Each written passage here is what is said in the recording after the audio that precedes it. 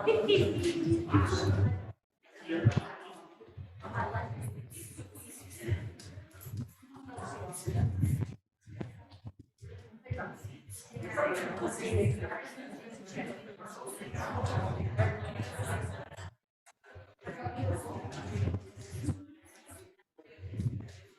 hello everyone.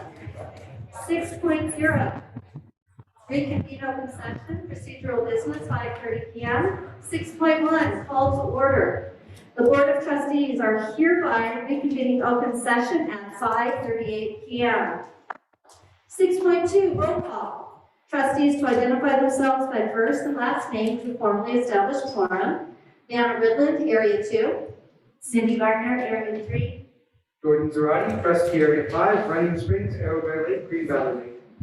Bill Mellinger, Trustee Area 1. Natalie Lindemann, Trustee Area 4. 6.3, Pledge of Allegiance.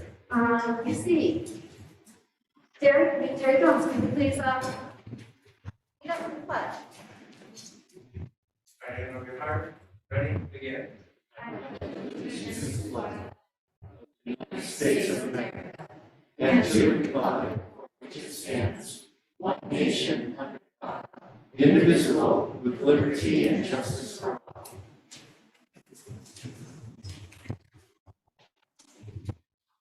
7.0, closed session report. 7.1, announcements of reportable actions taken during closed session. None. 8.0, public testimony.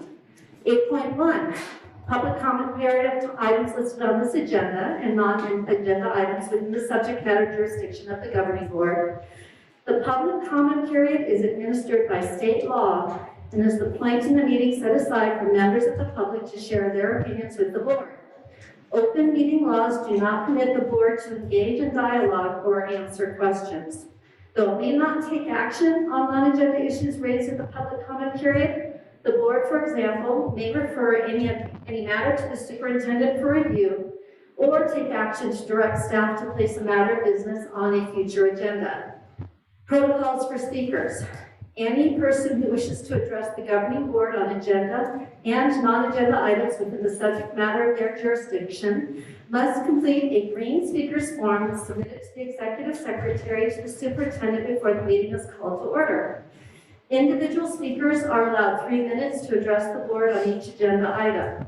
The board limits the total time for public input on each item for 20 minutes. Speakers who have complaints against board members or staff are encouraged to seek resolution to these complaints by using the Rim of the World Unified School District written complaint procedure rather than orally addressing them at a meeting. The board will not respond to such complaints until the applicable complaint procedure, BP/AR1312.1, has been followed and has reached the board level. Where a complaint concerns a district employee identifiable by name, position, or other facts, the board cannot respond until proper written notice has been given to the employee pursuant to Government Code Section 54957. Decorum. The governing board is interested in the ideas and opinions of all stakeholders and endeavors to incorporate community views into its deliberations and decisions. At the same time, it must be able to conduct its business in an organized and efficient manner, free from material disruption. Therefore, in accordance with Board Bylaw 9323 and Government Code Section 54957.9, audience members may not disrupt, disturb, or otherwise impede the orderly conduct of this meeting. Open meeting laws do not confer any privilege or protection for expression beyond that otherwise provided by law. The public's understanding and cooperation are appreciated. So 8.2, public comments. We do have several green sheets. I apologize ahead of time if I say your name incorrectly. Something got louder. Tim Grossman, I'm going to ask you to come up first, representing school bus drivers. So please, if you can come up and speak at the podium.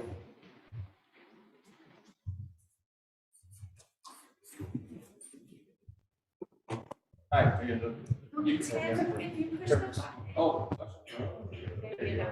that's better. My name is Tim Grossman. I'm a school bus driver from Raymond. I've been a bus driver for 5 years. And what's up like this? Since the onset of the virus, school bus drivers were asked to help address the situation. We did. We were willing to do whatever was needed to keep working and keep. Yeah. We painted nearly every facility in the district. As a group, we've always been eager to provide the blood, sweat, and elbow grease necessary to get the job done with a collective smile. It's hard to find people to do the day-to-day work required to keep the district working right now, especially with respect to school bus drivers. I think the ranks of the classified staff as the human infrastructure of our district. It too has seen some wear over the years, yet the overwhelming majority of these people are doing it out of the need to contribute to the greater good of the community, especially when it involves the children. We provide a well-oiled operation of getting local children to and from schools through some of the most treacherous conditions in the country. I think of ourselves as an extension of the classroom. We help teach kindness, patience, and respect for others, as well as property. And we do this while driving across the mountain roads, regardless of snow, ice, fog, rain, and of course, our beautiful mountain sunshine. Now, the cost of living in the mountain has increased exponentially over the last few years. A newly hired bus driver would struggle greatly to find a home for his or her young family, whether they're renting or buying. Local rents and mortgages will consume almost their entire paycheck, regardless of where they choose to live in the district. It would be nearly impossible to save enough to provide first and last month deposit on a rental or a down payment on a home. Pretty much out of the question for a young family. Bus driver. As the district hopes to attract viable candidates to come to work for our district, where will they live? How will they live? Cost of food has increased dramatically. The cost of gasoline is pretty close to $5 a gallon, almost anywhere in the mountain. Our schedule severely reduces the possibility of being able to handle a second job. My friend will talk about that too. But then our current classified salary structure is getting extremely difficult or impossible just to get by sometimes. The district wants to successfully attract, hire, and retain qualified staff in all areas. We recommend that you seriously consider increases in compensation to school bus drivers. I'm sorry that it just went off. That was a 3-minute timer. I'm sorry. All right, thank you. Thank you. So next, Mike Montana, our private, talking about wages mechanics. So Mike Montana, please.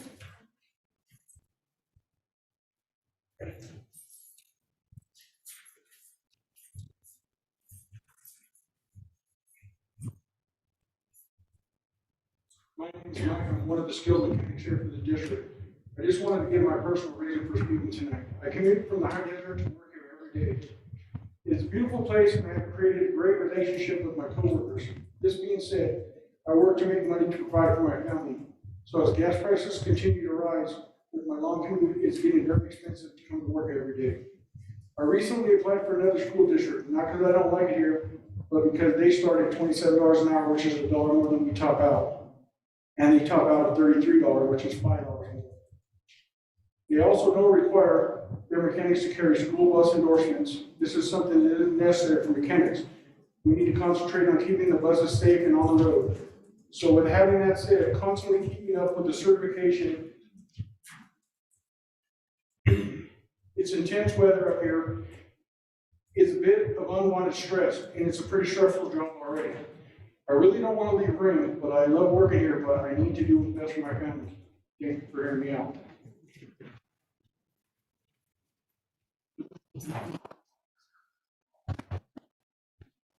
Stephanie Taylor, representing bus drivers. Topic, school bus driver requirements for a certificate.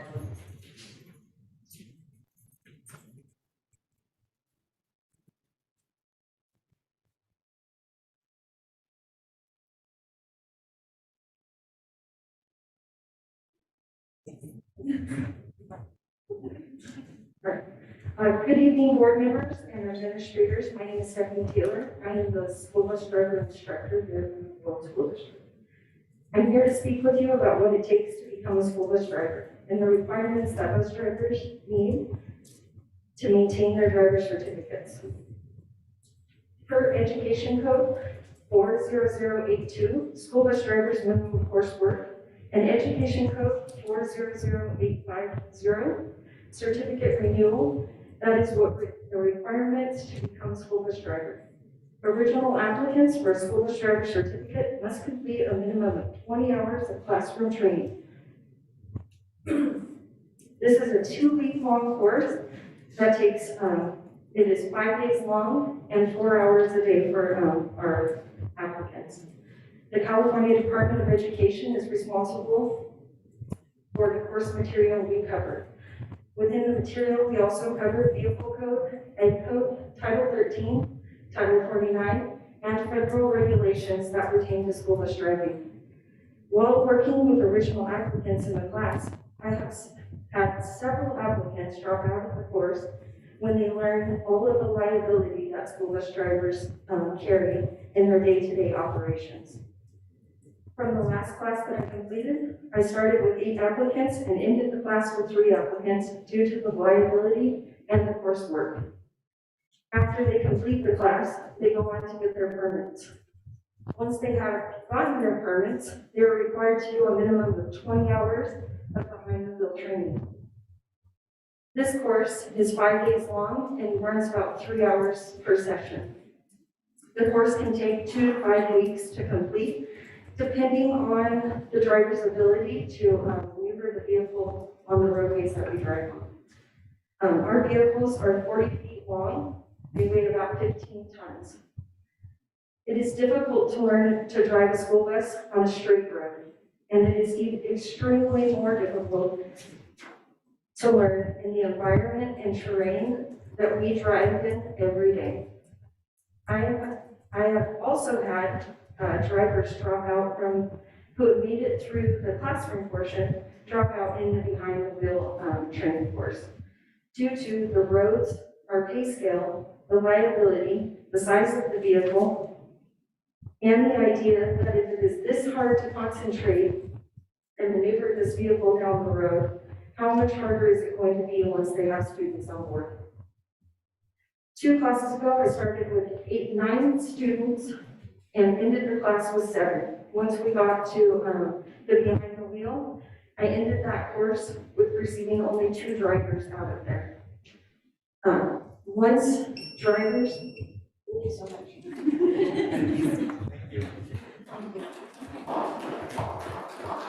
Joe Gonzalez, bus drivers, topic, savings. Excuse me, Jose Gonzalez, I'm sorry about that. Oh, okay.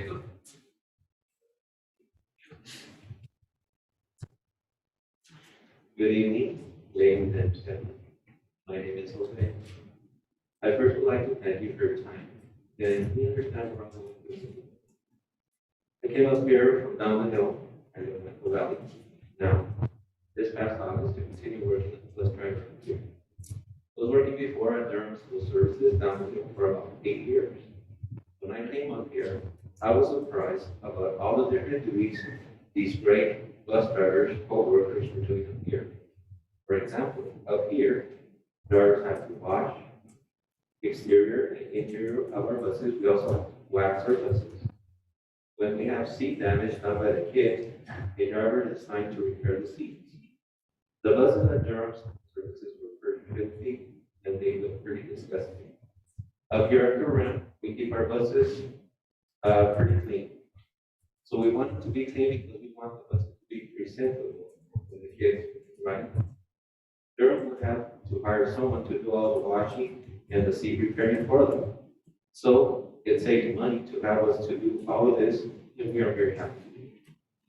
Also at Durham School Services down the road, we had that monitor the kids while the bus drivers drove the bus.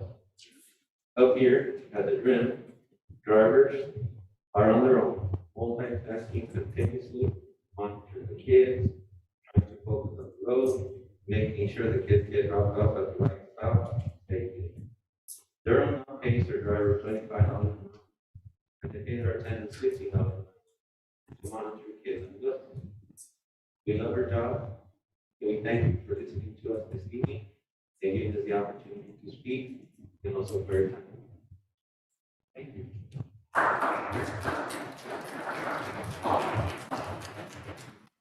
Letitia Spurbeck, bus driver. Bus drivers working extra hours.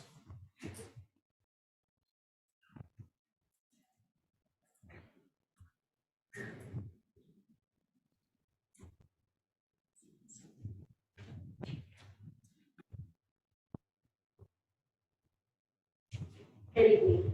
My name is Letitia Spurbeck. I'm the dispatcher for transportation. I'm also a bus driver. I've had the pleasure of working in this department for 5 years. This evening, I'm speaking for our coworker, Miranda Tomsalo, who is unable to make it.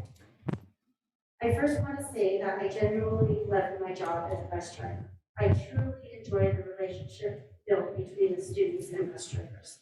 I know that the bus driver is the first representative from the district the students interact with each morning, and we can make a difference in the direction of the day by greeting each student with a smile, addressing each of them by name, and starting their school day off with in a positive way. Additionally, I love my coworkers. They have all become close friends, and many are like family. It's an honor to work for the same district I went to from kindergarten through high school, and all of my children have attended. I'd like to touch on our complicated schedules. Many of us are at the bus yard for 11 hours a day. We work split shifts that require us to start very early in the morning. Our shifts are broken up to where most of us are clocked in and out for 3 different shifts during each day. Our breaks between our routes don't always allow enough time to go home during our off time, and rising fuel prices make it difficult to justify running home to complete a few chores. Our schedules also change throughout the week, and each week is different. Minimum days create another difficulty in the inability to have consistent breaks during the days as the schedules change so frequently. This split shift makes it impossible to have a second job due to our mandated legal on-duty and off-duty hours that we have to follow. Title 13, 12 hours of service, 16 hours on duty, 10 hours of driving, and 8 hours of duty, all in 24 hours. Rising housing and utility costs have made it extremely difficult to survive on a bus driver's salary. The recent housing market has the least expensive rentals going for approximately 75% of our salary. I personally have to work a weekend job to survive. I work 7 days a week. Picking up an evening shift during the week is impossible because of the split shift, and starting so early and getting home so late. Thank you for your time. Thank you.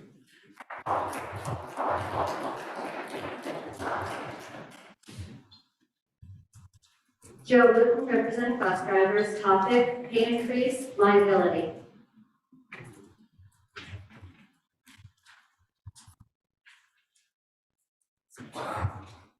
Hi, I'm Jill Luton, and I've been with the district for over 10 years, and my husband was also a longtime employee. And I would like to point out something you may not be aware of. Out of all the positions in the district, bus drivers have a liability that can follow us home.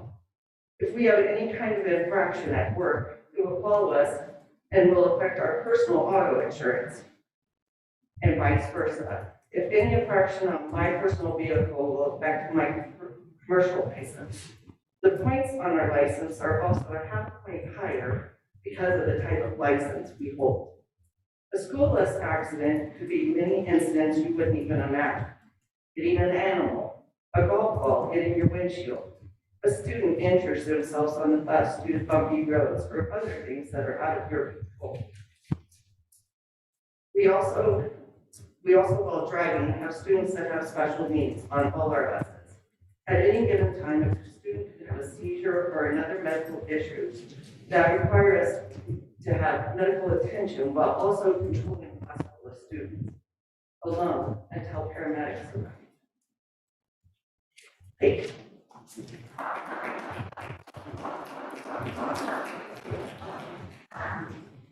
Sorry, we printed out something too, so I'll print, because there's more that gets said in here. Just would like to remind everybody that they need to have a mask on. We won't, in order for us to continue meeting, anybody who is not wearing a mask needs to make sure they're masked. I believe up by the entrance, there are masks if you don't have one. Yeah. We'll raise it. I think we're short.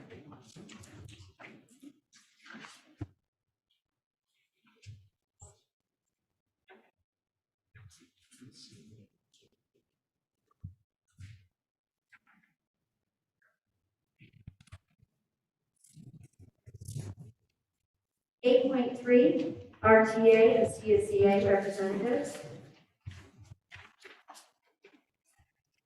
Longest content, RTA. Hello, Ngozi couldn't be here tonight, but she did send a statement on behalf of RTA and how we're feeling.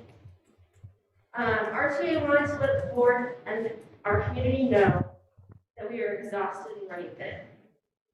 To be honest, we have had COVID rampant through our school and are incentivizing employees and students to come to our site sick, and it's cascading through our classes one after the other.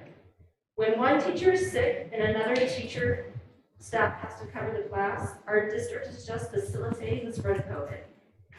We are dissatisfied with the way our contracted company, AM LLC, which, let's remind you, we have a $600,000 contract with, is handling contact tracing and communication with our staff in the most wrong way possible. We have inconsistencies with the way they are telling employees to quarantine.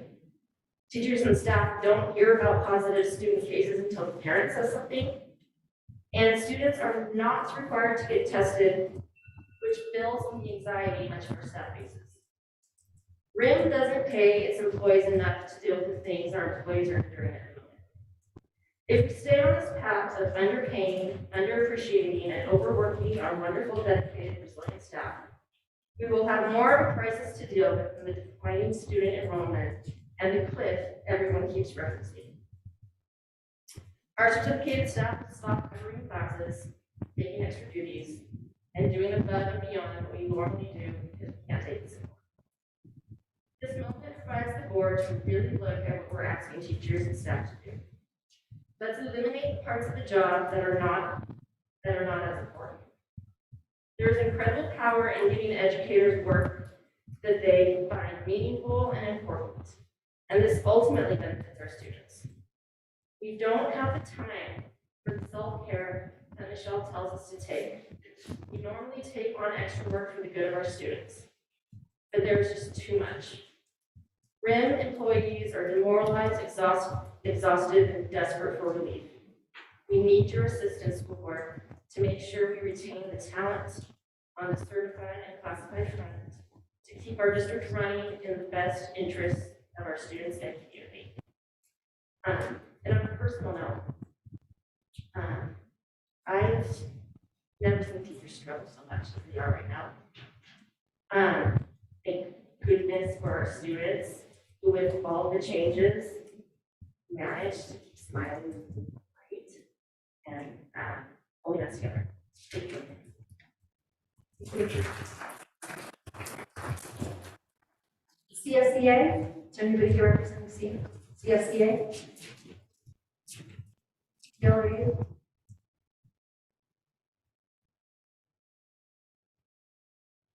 We're going to go on to 9.0, governing board members' reports and announcements. Natalie, are you good with going first? So 9.1, governing board members, starting off with Dr. Natalie. Hello, I appreciate those who joined us today. Your stories resonate, we hear you, we appreciate that you came and did it well organized. It sounds like you all took different topics there. I appreciate the respect that you are showing And we hear you, so thank you.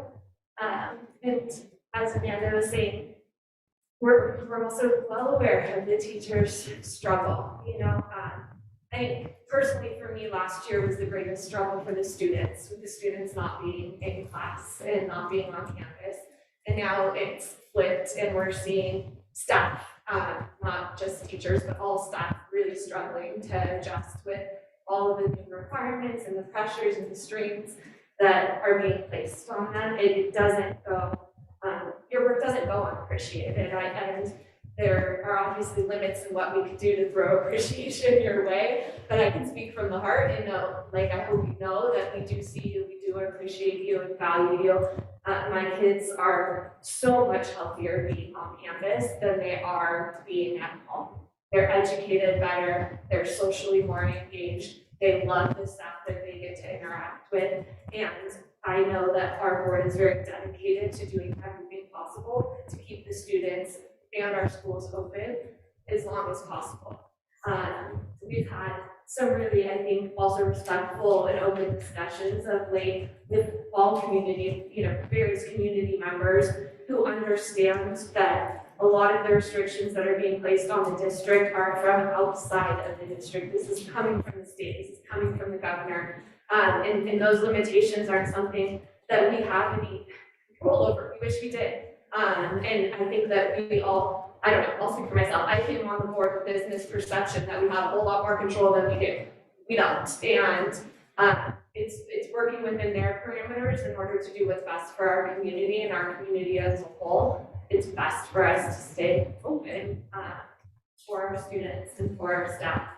So again, I just appreciate that there is more open discussions, that it seems like community staff members are taking advantage of the board being available to them, because we say that we always are, and very rarely do we have attendance at meetings. Very rarely when we do our time with trustees, does anyone show up? And it's been different of late, which I really like to see. I'd like to see the community getting involved and rallying together, because this cliff that we hear talking about in the future, that it sounds very bleak. If we lose our school district, we lose our entire community, and we all take that very, very seriously. So I just want to wrap up with, I appreciate all of you. I'm very thankful that my students and the students that I interact with are adjusted as well as they can be and enjoying being in school. So, keep sacrificing for the kids, please, because they need you. So thank you. Bill, please.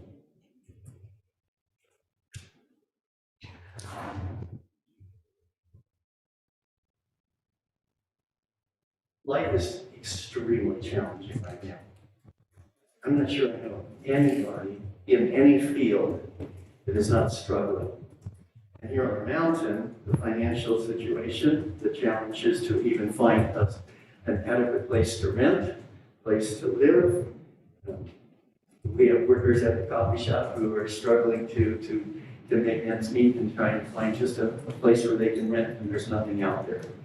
Life is challenging. I'm afraid to confess that. I think government is not helping life very much, to the point that it's making it even more difficult. We're living in a world in which government wants to try to be in control, and we need to have freedom. I had the privilege of being a bus driver for a number of years. I drove an old International 4-speed. Also, some of you might remember a Greyhound Scenic Cruiser. That was really fun to drive, especially when I drove it through Seattle. But have had that privilege of and had that responsibility of knowing that I was responsible for the life of every person on board. And that is a very serious responsibility. So I just want you to know, thank you. And sincerely do me, thank you. To all of our educators, our certified staff, and our administration. I again, don't know anybody who is not under extreme stress And I don't know that there's any way to adequately say thank you, to show our appreciation, except that we really do care. We're doing everything we can with the finances, with everything else. And I frankly don't even think that giving more money would make people feel appreciated. We are in very challenging times, and we need to continue to strive together. Like you're being united today, you bus workers, bus drivers. We need to continue to help one another and encourage one another. By the way, I did finish the Master's in Government. I'm not sure what that really means, except I got a badge and I get to go to reception. Also, we did have the interview of our consultants, and we will be voting on one that we're presenting later tonight on the agenda, and I'll share more at that time for the Equity and Social Justice Committee. Been out on the campus, spent some time at Valley Enchantment. Once you know that we have incredible kids out there, and a bunch of them are becoming leaders of the Early Act Club, and they literally are the leaders of the club, and students are pretty incredible across this district. I just want to say this other comment, that I am pleased to have known Mr. Beal and the work that he has done, and the future that he has. Thank you, Todd. Thank you, Bill. Jordan? Good evening. I would also like to thank everybody for coming out tonight. And I'd like to thank you for the specifics as well. And I'd like to ask for more of them. To everyone that spoke, I have questions and want to learn more. I hope that we can find an opportunity to do that, maybe the next time with trustees. That might be a good opportunity. I'd also like to thank the engagement. I think Natalie's right, that oftentimes board meetings, there's often no more a boring place than a school board meeting. So I appreciate folks taking the time to come out for this. And I appreciate beyond that we've had such civility and such level-headedness in our community. I know school boards in neighboring communities that have had raucous board meetings, violent board meetings, threatening board meetings, and our community just seems so different, and I think so much more tight-knit than maybe other communities. So I appreciate that. I would like to talk more. I will be at the Running Springs Farmers Market this Saturday. It's the last day of the Farmers Market in Anderson, Running Springs. It goes from 9 to 1. I'll be there all day. If anyone happens to be doing some grocery shopping, feel free to grab me and pull me aside, and I'm more than happy to talk with you about anything, whether it's the fiscal cliff. Again, I have so many questions more for bus driving and mechanics and everything involved in it. But again, beyond that, if you want to talk finances, I'm very happy to talk about that. We have the governor's budget workshop coming up, and we need more advocacy. And our district, our board needs to do some more advocacy, and we have your help to advocate for more dollars to come to our little community, which is often overlooked by the state in receiving extra funds. I think it would be really meaningful, and I would appreciate it. I'll leave it there for tonight. Thank you. Thanks, Jordan. Hello, everyone. I just want to thank all of you for coming, and again for telling us your stories and for making the board aware of those stories. And somebody talks to us about what their challenges are.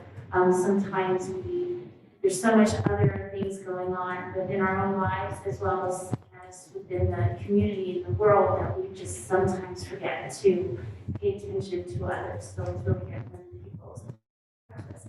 I have to say, it was a pleasure and an honor to work with you guys, painting our high school. I had a lot of fun with you guys and getting to know you. So thanks for hanging out for all those months with the blue paint. I do want to say that I want to thank Jessica Erlanger and for setting up the college health class, which is this semester for our seniors. On PLC days, they get to go to the computer lab, and that class led by Julie Scorzel, they've had help with their applications, with actually writing their awards and honors, their activities, and Julie has helped in critiquing their college essays. And it's a wonderful opportunity for our students, and I'm really excited about being a part of it. I'm excited that PTA is supporting that. Second semester is going to be juniors and sophomores to prep them and build their college resumes. And again, Julie Scorzel is a certified college admissions counselor, something that costs several $1,000s if you were to hire her for your child, and it's a free service to our students. So I have to thank her for being willing to be so accommodating, and Jessica for arranging that class. She's very passionate about kids having the opportunity for college. I want to thank everybody who, again, now as I came out from time of trustees, the Arrowhead will be setting something up in January after the holidays, give ourselves some breathing space. I know for me, work has been super crazy, really crazy, hanging on by a thread, just like all of you. And I am really looking forward to the week off and the Christmas break, just to be able to decompress and kind of save my sanity, because it's a little on edge right now, just like all of you guys. So with that, I want to say happy Thanksgiving to all of you. Spend time with your family, hug them close. It's just a really crazy time, and we just need to appreciate each other and spend time with each other, because that's really the best gift that we can give each other. I know that spending time, my son is actually coming home from Alabama, he's in his residency, and I'm just so excited that he's coming home and he's safe. Being in the hospital, being worried about the kid, if they're gonna get sick, and so far not on wood. He's been able to fly through all of his shifts safely, so I'm excited about hugging him when he gets off the plane. And I hope you guys have that feeling too, that you just hug each other and thank you for what you have. So thank you and happy Thanksgiving. Jordan, I'm sorry, I forgot 2 items. May I? The first item is there's a community Thanksgiving dinner at Crestline at the San Moritz Lodge. Everyone is invited to come to that. Bring your family. It's a completely free meal. It's going to be delicious. And that is from 12 to 4 on Thanksgiving Day at San Moritz Lodge. Tell anyone to come, please. The second thing is I apologize, but my wife is coming in tonight from Florida after having been away for the last 3 weeks. And her flight arrives about 10 p.m. So if we're not done by 9, I will probably be exiting to go pick her up. All right. Okay, my comments first. Thank you everyone for coming. I've learned a lot already in terms of things I didn't know as far as the responsibilities the bus drivers have. And I appreciate the hard work you put in every day. Neighbor of mine, Molly, her parents could take her to the OB, but instead she wanted to ride the bus. First day of school, she missed her bus driver. And the relationships that you develop create the excitement in our kids going to school, being picked up, and create a safe environment, a smiling face through the mask, and a welcoming soul. So across the board, all of us here realize that you're putting your heart and soul into your job. What's hard is that we don't have enough money for everything. And so we have some hard decisions to make continually, because every single position within the school district, we have people wearing multiple hats. And we are not getting the money we need from the state. And we are seeing rising prices across the board. You're paying more for gas to be able to get back and forth to work. You're seeing higher charges for in the grocery store. We're living it, you know you're struggling. And I definitely appreciate you coming and talking with us, and we will do everything we can. We have to take the whole district into consideration and make sure our kids are well taken care of, and it is a struggle. And honestly, it's pretty ridiculous, some of the decisions that are being made up at the state level. We hear you, and we appreciate you. Over the past couple of weeks, district has been hit hard with COVID. At one point, BOE had many teachers who were who are not in attendance. We've seen problems with having shorthandedness across the board, and everybody is stepping up. Just like bus drivers did last year, instead of sitting idle, you figured out, hey, I can't be driving a bus, I'm gonna go ahead and paint schools. Create the happier environment, such that when kids were on campus starting last year, you brighten their days in that way as well. We know that, we see that, we appreciate that. Multiple hats are being worn by a lot of folks. We see teachers where their colleagues are not in, they're taking in half of their class or taking over their classes along with their own kiddos, trying to make things work.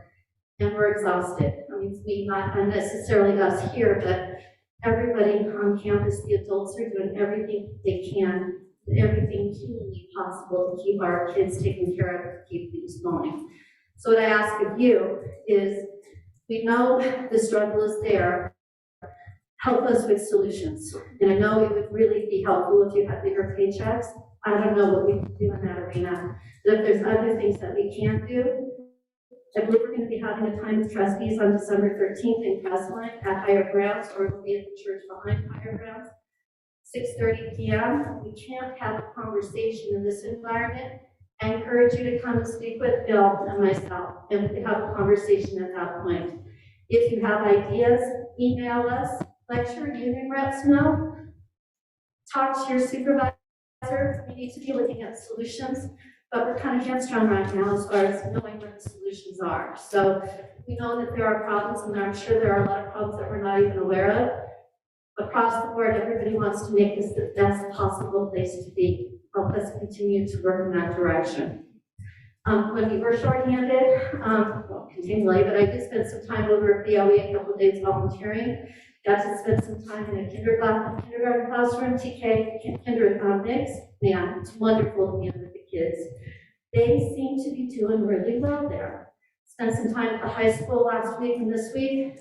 Actually, it was, thinking about it, no, it was just this week, a couple of days. Again, students, they're not doing, across the board, they're not doing great, but most of them know that they're loved, they're being cared for, they're making progress. It's great that we have students on campus. So we are doing things right.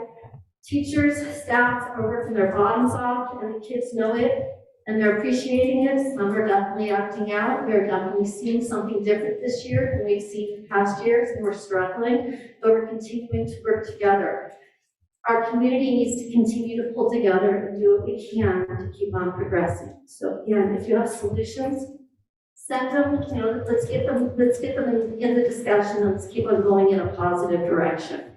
See what I have here? One of the things I did come onto campus for was last week on COVID testing day, to be able to see the process. And anybody who's scared of it, please don't be. We're not doing a brain shish kebab here with that kind of testing. You do your own nasal swab. It's very simple. It's very straightforward.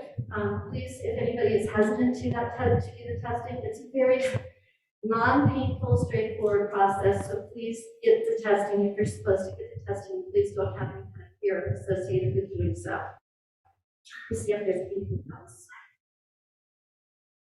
I don't think so. I do appreciate you, and across the board, we appreciate the effort that's being put in.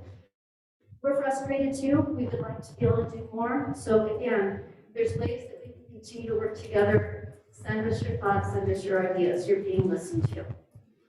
So moving on to close it with that. 9.2, Superintendent.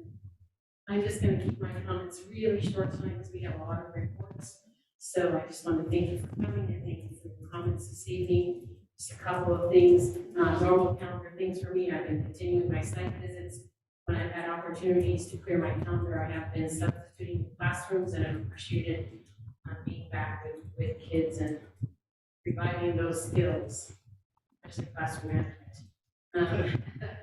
I've been continuing my work on the scenic board and the SELPA board, having meetings I have been visiting the AMLC sites and working with their leadership, talking about customer service in a schools organization versus the organization which they are used to, and which is a business setting. So working on some of those things as they onboard their personnel this week. So we are hoping that things get better. On our website, you can see their SOPs, standard operating procedures, which will help bring some clarity to the procedures that they're following placed on us by the CDH. Other than that, we appreciate you. We looking forward to TGIF tomorrow and having a week of time with family and friends, and hopefully safe, confined travel. So have a happy Thanksgiving.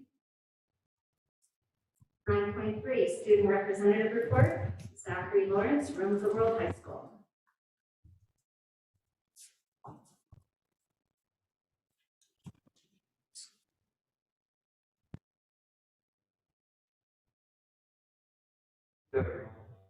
Before I get started, I just did want to address to the bus drivers. As a student myself who had taken the bus for several years, there was not a moment on a bus that I felt unsafe or uncomfortable.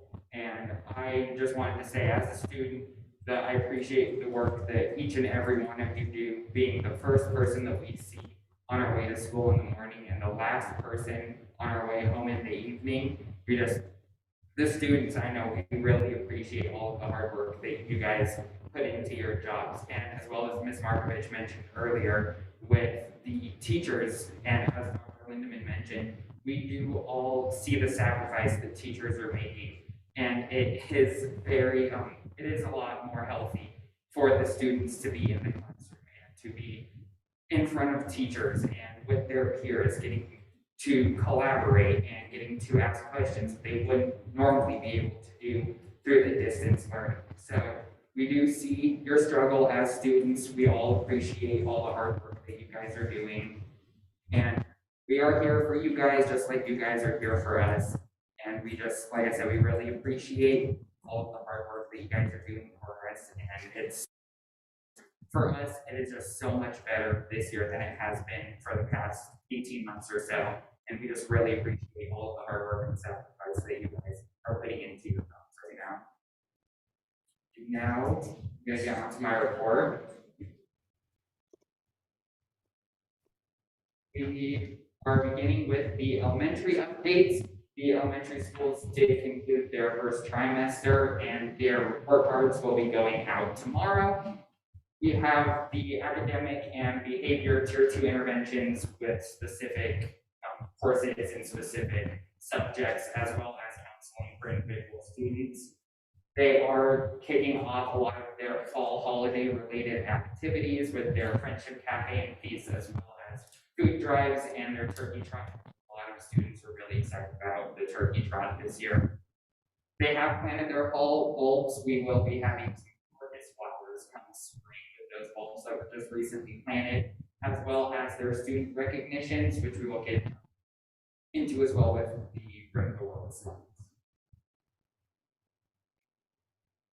For MPH, we have the Avid progress with our Avid classes, as well as their MLA investigation and their English classes, so to see how their experience in their Avid courses correlates with their English courses, as well as their other subjects. We have Mr. Bear, Ms. Miller, and Mrs. West in their 6th grade participating in the Veterans of the Foreign War writing competition. And this year's prompt was, how can I be a good American? And our 3 top contenders, our prize winners, right here, and also pictured there.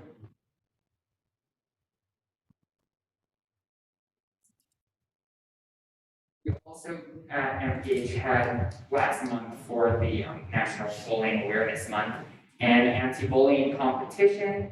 Here we have our winner and one of his slides from his presentation. And MPH is hosting their first anti-bullying and harassment committee meeting on Monday, December 13th, and that one is going to be via Zoom. And as well with our kindness, or MPH's kindness and anti-bullying campaign from last month, they do have a challenge that is ongoing with their students to do 5 acts of kindness that they share with their parents and their guardians, as well as here they have the kindness board where students can share their acts of kindness either anonymously or by name to this board. And it's growing really fast. Now on to our Room of the World updates. We had a great fall season for our sports. Football was league champs, boys and girls cross country were league champs, tennis were league champs, and our girls volleyball were the second in the league. All of our 5 fall teams made it to the playoffs this year, and we had 20 athletes across all 5 sports that made all league honors, which is just incredible. We also have 4 coaches eligible for the Citrus Bell Area Athletic Directors Coach of the Season Awards. And Rim of the World High School is also working on our own bullying campaign. We have launched an anonymous bullying forum, and I'm sure Ms. Murphy has seen in her walkthroughs. We have all of these posters plastered throughout the school. Students can scan the QR code and fill out an anonymous reporting form that will get sent to administration. And we also have implemented these signs here. This was our winner. These are also around all of the classrooms to help promote inclusivity and diversity in not only our school settings, but the individual classrooms as well. And finally, drama is able to get back up and running. We had our first play in 2 years. We did Romeo and Juliet, but we put a kind of modern spin on it this year. We had record attendance for all of these shows, and it's our super fun prank show, which is our last show. We have special props thrown in, different sound effects. It's a lot of fun. And we did have the Rim of the World High School Awards night just a couple days ago on Tuesday, where the counselors handed out the academic letters and bars for honor roll for the students. In total, there were 138 students that received an award. It was either their first academic bar for 2 consecutive semesters of GPA of 3.5 or higher, the first academic bar, which is for 4 consecutive semesters, or their second academic bar, which was for 6 consecutive semesters. And we also did have our WASP visit just recently. I was involved in the interviews with the students. And here we have the reported strengths from their WASP visit, including our incredible ROP and CTE programs and pathways, our involvement with administration and teachers in student life, as well as the implementation of the one-to-one device program, which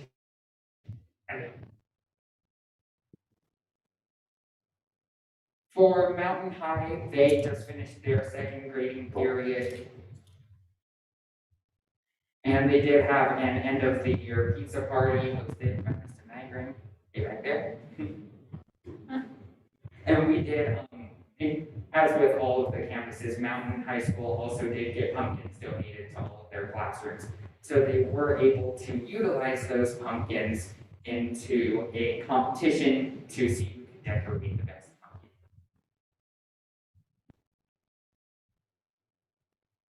And for the virtual academy, it is back at the capacity. We have 72 students in TK through 6th grade with no teacher overages. The wait list is currently at 15, so it's down a little bit from before. And the teachers for the virtual academy did receive some professional development and have been working on administering the standardized tests and as well as their benchmarks for the virtual academy. And their trimester reports have been completed and are going out as well with the elementary schools. And they also did have a little nature walk down at the Arboretum with 30 of their TK through 6th grade students, parents, teachers, everyone involved in the virtual academy did show up for a little nature walk to get out, get some fresh air, get some exercise. And lastly, I have something really exciting that I've been working on that I wanted to share with you guys. Me, as well as some of my peers, and Beatrice Blake from the San Bernardino County Superintendent of Schools, she spoke at the last meeting. She is the director of Reaching Every Child. We had our first kickoff meeting today to discuss a wellness coalition within all of the Room of the World Unified School District. As you guys may know, we do have our wellness center here, and some students aren't aware of the type of benefits that this wellness center can offer. So with this coalition, we do hope to be able to utilize this wellness center a lot more and be able to make its uses available to a lot more students. And like I said, we do hope for increased student and staff involvement in this coalition. In our brainstorming session today, we did mention having this coalition not be a club in itself, but involving the presidents and the cabinet members from all different clubs within not just Brent, but also at MPH and even down into the elementary schools, come together and be able to share this message of wellness, which not only includes, this anti-drug campaign and this continued war against drugs, but as well as educate students on mental health resources and to help eliminate the stigma surrounding mental health issues and mental health concerns.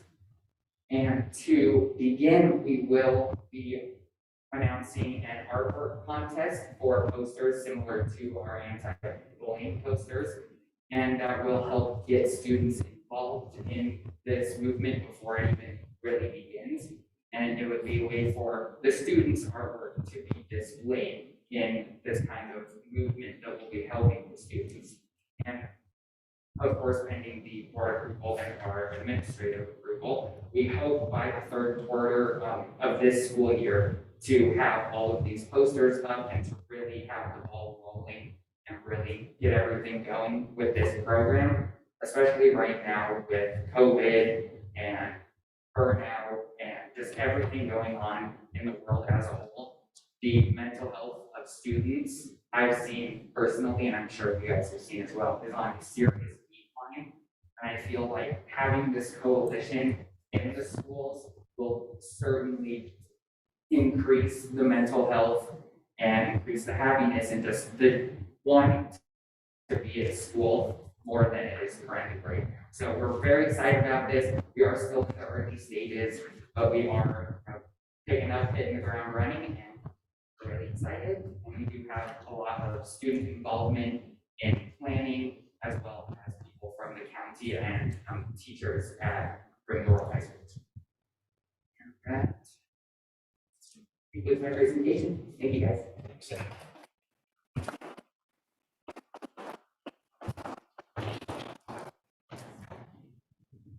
Thank you, Zach. That was fantastic, and I'm excited about the Wellness Coalition. That's super cool.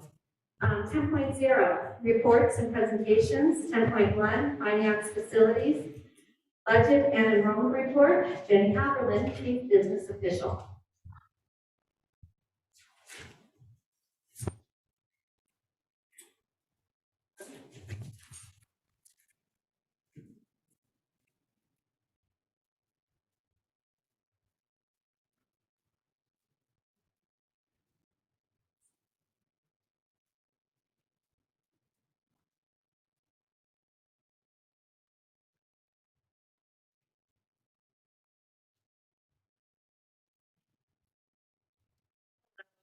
How's everyone doing tonight? Okay, good. I have a very short report for you tonight because it's just a very brief update on where we're at with our enrollment and progress with the budget. As you know, we're gearing up for the first interim financial report and kind of like budget development, closing, just everything. It seems like COVID gets in the way of all of our lives, and it's made just whether it's taking time away from our normal duties or just the amount of paperwork, one-time funding that goes along with it. It's just, it's a lot. I think it's a lot for everyone. So we'll be giving our first interim report on the December board meeting. And I appreciate all of you because I know you keep yourselves really educated.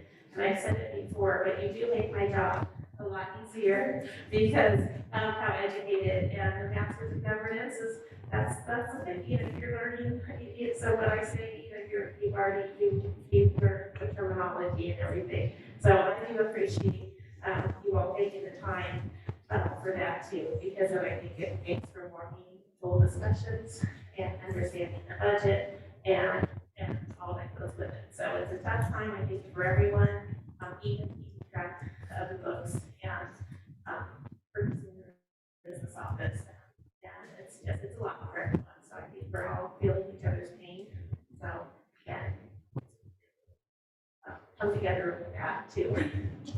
Our current enrollment is 2,882,000. It seems like such, to be in those 2,000 ranges, it's really disheartening, to see when we were at 6,000 and 5,000 and the 4,000, we never thought we'd get into the 2,000, we always thought that was bigger, not us. And then we see, us in the 2,000 range. So that is hard, and that creates its own struggles, and we can have larger conversations when we get into the second interim and revisit the first interim and start looking at our multi-year projections. Is a still a decline over the prior year? You have the gaps in your board folder. Just wanted to make sure you know I put them in for you.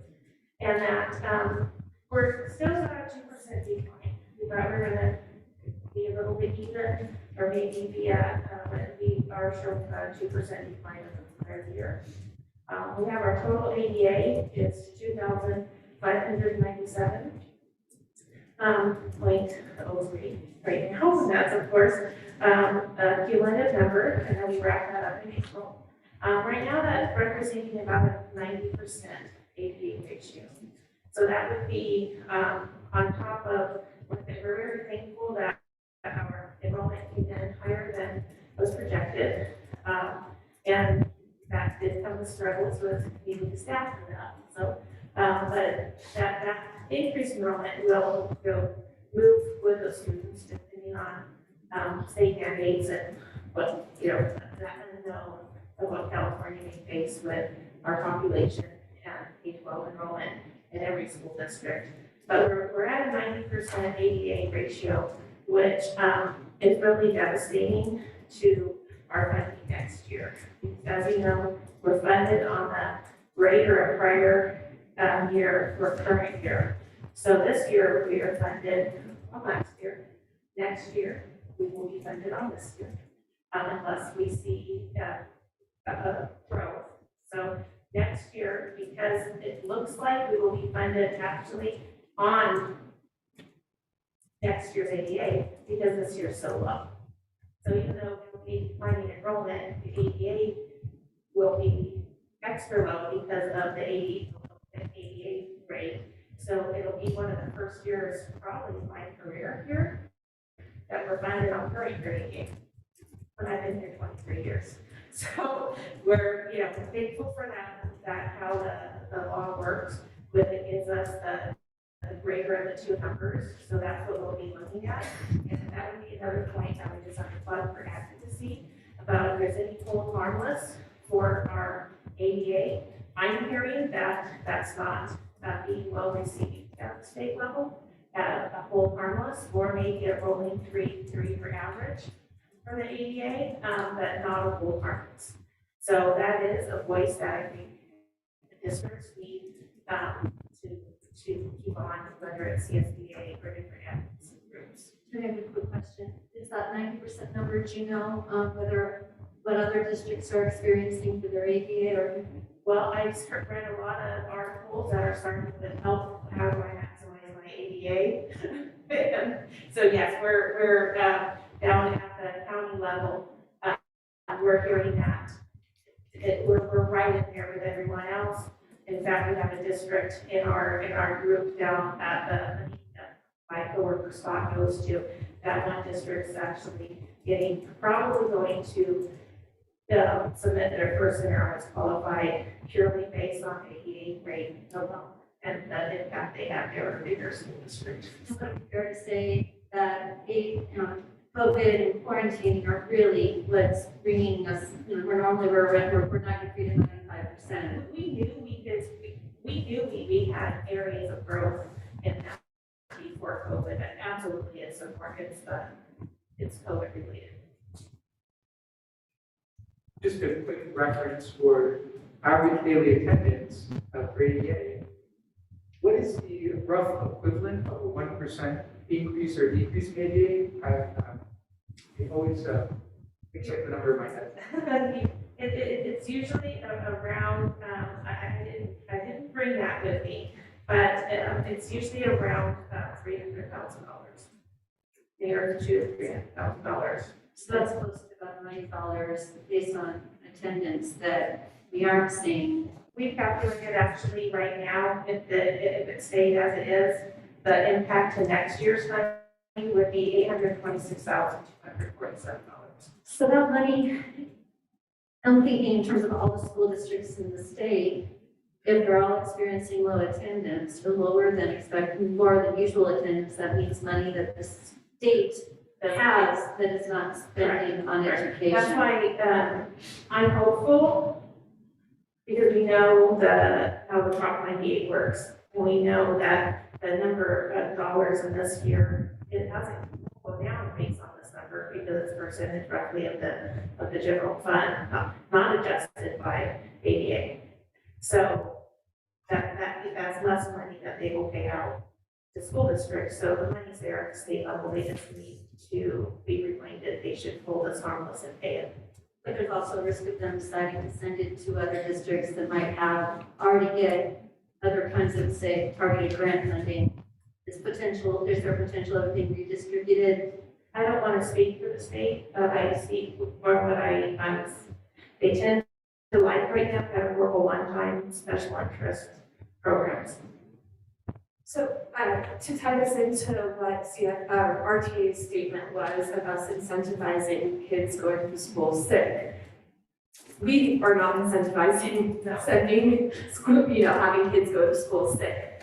However, the way that the funding is set up is bodies in seats gives us more money, and that's where the perception of sending a child to school sick comes from, because we know we get our funding based off of that. So I just wanted to clarify, it's not like we have some agenda amongst the board or the district saying, send your sick kid to school. That's not the case at all. Please keep them home. Sick people stay at home, please, please, please. Yeah, whether employee or student, because even a cold, I don't want to catch someone else's cold. So yes, definitely stay home if you're sick. You don't want, although I come up and you hear me talk a lot about the need for vaccine seats to stay in school, but it's a double-edged sword. We're not at all.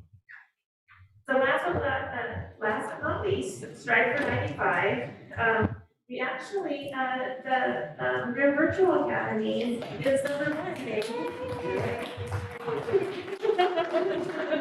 So with a very close second of CHG 93.71. So it's very, we're so happy Charles Hoffman is still almost at 95. So, do you have any questions? Thank you.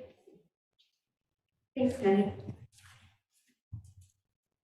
10.2, the Student Learning Achievement, MHS, and Alternative Programs Data, Heather Dominguez, Director of Educational Services, and David Nygren, Mountain High School Principal. Is it okay if I do here? I can't see none of my glasses with me. So. I tried to find them before I came here, but is it okay if I do it from here? Is it loud enough that we can hear? Yeah. You can hear me? You hear me back here? It won't be recorded. I think it'll. Okay, what should I do? Just be loud. Okay, I'll be loud. Do I have a clicker? It's a, Maybe okay. turn on Zach's mic or something. Oh, yeah, good idea. It's not the stand right here. The stand right here. Oh, there you go. Yeah, look at you got problem solver right here. Can you hear me now? Yeah. Okay. Okay, I'll just talk about it. And it's this little green. Okay. So I have two schools that I cover under the alternative programs. I know I'm supposed to be addressing the board. Thank you guys. Awesome. President and board. All right, so my two schools are Mountain High School and Rim Virtual Academy. Those are the two logos up there. So our Eagle highlights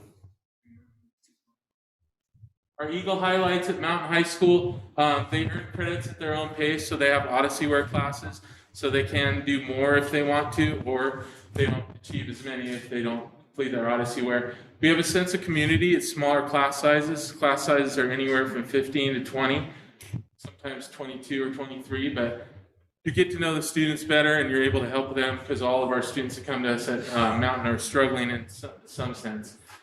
We have teacher tools. We have new smart boards, iPads, and software in every classroom. We have one-to-one Chromebooks for every student. That was completed this year. Lunch is being served for free, as it is for all schools. We have a new staff. We have a science teacher this year, which is tough because we've always had Odyssey-ware on science, and it's tough for some of the kids. So we now have a teacher that can explain and is doing science activities with them. We have facilities upgrades. We had new ramps last year in the front two rooms. We're getting new ramps on the back two rooms over the break next week. We have a homeroom class that we've created that covers like financial literacy, SEL, reading, team building, and what else? It's career training. So they do something different every day. They get 1 credit for that class, but it's with the same teacher every day, so the teacher really gets to know them and can advise them. And then we're working with a consultant named Vonda Valon. She was a continuation school principal, and she now consults with continuation schools. She was a subject, her continuation in school in Joshua Tree was a subject of a documentary that won at Sundance. So it's very cool to work with her. Our Rba Statistics, we have 72 students in grades TK with 2 full-time teachers. They Zoom every day and they do work at home, so it's like a homeschool program, and it's working out very well. Our TK through 6 students get together for field trips, as Zach mentioned. They went to the Arboretum. Tomorrow, super cool, we have Mountain High School students mentoring our RVA students. They're going to come and do a Thanksgiving craft project, which is going to be fun to see the older kids working with the younger kids. In 7 through 12, I didn't put the numbers up there, but we've got 60 students in 7 through 12 doing Odyssey-ware. We can take up to 70, so we've still got some room to put in. The problem is we have a wait list, but there's only 3 weeks left in the semester, so we're not going to start anyone until next semester. And let's see, can I read my bottom? Oh, we have 13 room teachers that are doing Odyssey-ware as extra duty for RVA. At Mountain High School, our first goal is to increase student learning support for professional development. We've got an accelerated reader program that we use in our English classes. We come to the library sometimes. We haven't done it this year, but last year and the year before, coming over here, grabbing books and coming back, taking tests on them. But we now have a library over there that's growing. Our staff attended the CCEA conference, which is Continuing Education Association. We went in the fall together, had a great time learning and bonding together. Our staff meets weekly to talk about students, so we do a PLC once a week, talk about our struggling students, how we can help them. We have several programs that we've implemented, software, virtual job shadow, 7 mindsets, find your grind, and those are being used in homeroom for career exploration. We have inclusion with RHS College and Career when we will be able to do a career fair again. We did one and it was awesome, so we hope to be included with that. RHS counselors are on campus weekly, coming over to meet about our students or meet with our students, and then our homeroom classes cover those topics. Our Mountain High School data, our student population right now is 49. Socioeconomically disadvantaged, we've got 72% of our students fall into that label. We have 14% English learners, which is the biggest we've had in 5 years. We have 1% special education students, 33% of our students are Hispanic, 2% of our students are Black, 63% of our students are white, and 2% of our students are multiple races. Looking at our grad rate, it's changed over the years. From 16 to 2020, you can see there we had 42%, then jumped in 2017 to 67%. That's a grad rate. We've been 50, around 50. Last year was a tough year. We dropped to 44, so we're hoping it'll be better this year. The dropout rate's a little bit different. The dropout rate is if a student's in school, between September and June, they do not finish. So if they drop out at any time during the year, they're not considered the graduate at the end because they didn't stay till the end. So we've had a dropout rate of, we've had as big as, we've had 42%, 36%. So we're working on getting that down too. So we're working on both of those things. You said you're working on it. What steps are you taking? What are you doing as far as working on it? So part of what we're doing is a homeroom, making that connection with the students where they're actually going to have one teacher that advises them. They do a advisory period 1 day a week. They do career exploration, so getting to know them that way. Also bringing in all the software that we're bringing in and trying to reach them with that too. It's a computer-aided, generation, so we're trying to get them into that interest where they can show that. Just everything that we've done here, we're trying to address pretty much. So, we have WASP next year, so we're trying to implement things that will look good for WASP in our program as well. So, still more changes to come. We're looking at doing a possible minimum day. We're going to be presenting on that, discussing that. Most continuation schools do that, so the students can work. Teachers have time to plan together. So right now, our teachers don't have common preps, so all the planning has to be before after school together. They work all day. They work nutrition and lunch too. So great question. Thank you. So when do students normally drop out? When they turn 18. Yeah, when they turn 18. So we've got we're looking at students coming up, they're 18 coming up in 2022, looking at where their credits are at. Some of them, have come to us with 20 credits as a senior, so it's near impossible to graduate. They can continue on. One thing, we had our second student of the year graduate today, which was awesome. They do a portfolio presentation. This student was a 5th-year student, so they don't count for our grad rate, but we got her graduated. She persevered as an 18-year-old, continued on this year, just finished today. It's awesome. Okay. So, yeah. But basically, when they get 18, if they got too many units, they see the writing there kind of disappear. Our goal too is facilitate a safe and positive climate. We have a college and career corner in our cafeteria that our friend over here helped us out. It looks awesome. Thank you. Maintenance removed a lot of old furniture and structures, and they keep it very clean now. If you came over today, it's awesome. We love our campus right now. We do rewards and raffle prizes for attendance and credit celebration every 6 weeks. We have new spirit gear. We have new spirit gear that we're giving out as rewards and also being able to sell to the students. The students are serving on school site council the last couple of years, which is awesome. We haven't had that before. And they're showing up pretty regularly. We have one campus security officer assigned to our campus, so she's there full time, so they dedicate to our students to be safe. We have a social media presence on Instagram that students and parents are following, which keeps them connected and things going on. We have a weekly, I send out weekly, typically to parents, a quick email. Plus we have monthly newsletters that go to students and parents, and we have our website as well. Students play ping pong, basketball, and race RC cars at lunch. So we have a teacher that's into RC cars. Kids get to bring them out and run around track. It's awesome. Come by, please. Mike, Dave, I saw kids putting together some others. Yes. So talk about that. So the kids get to do robotics. They get to put together RC cars. So we'll buy a shell from scratch. We'll buy an engine. Mr. Sturman helps them put it together and shows them how to do it. And then after a while, they can figure it out and do it on their own. It's pretty awesome. The kids love it. So that is part of our robotics program, is putting together those cars. This is our data on suspensions. So we had a 25% suspension rate. Our expulsion rate is usually pretty low, under 5%, but we had 7.9% in 2017.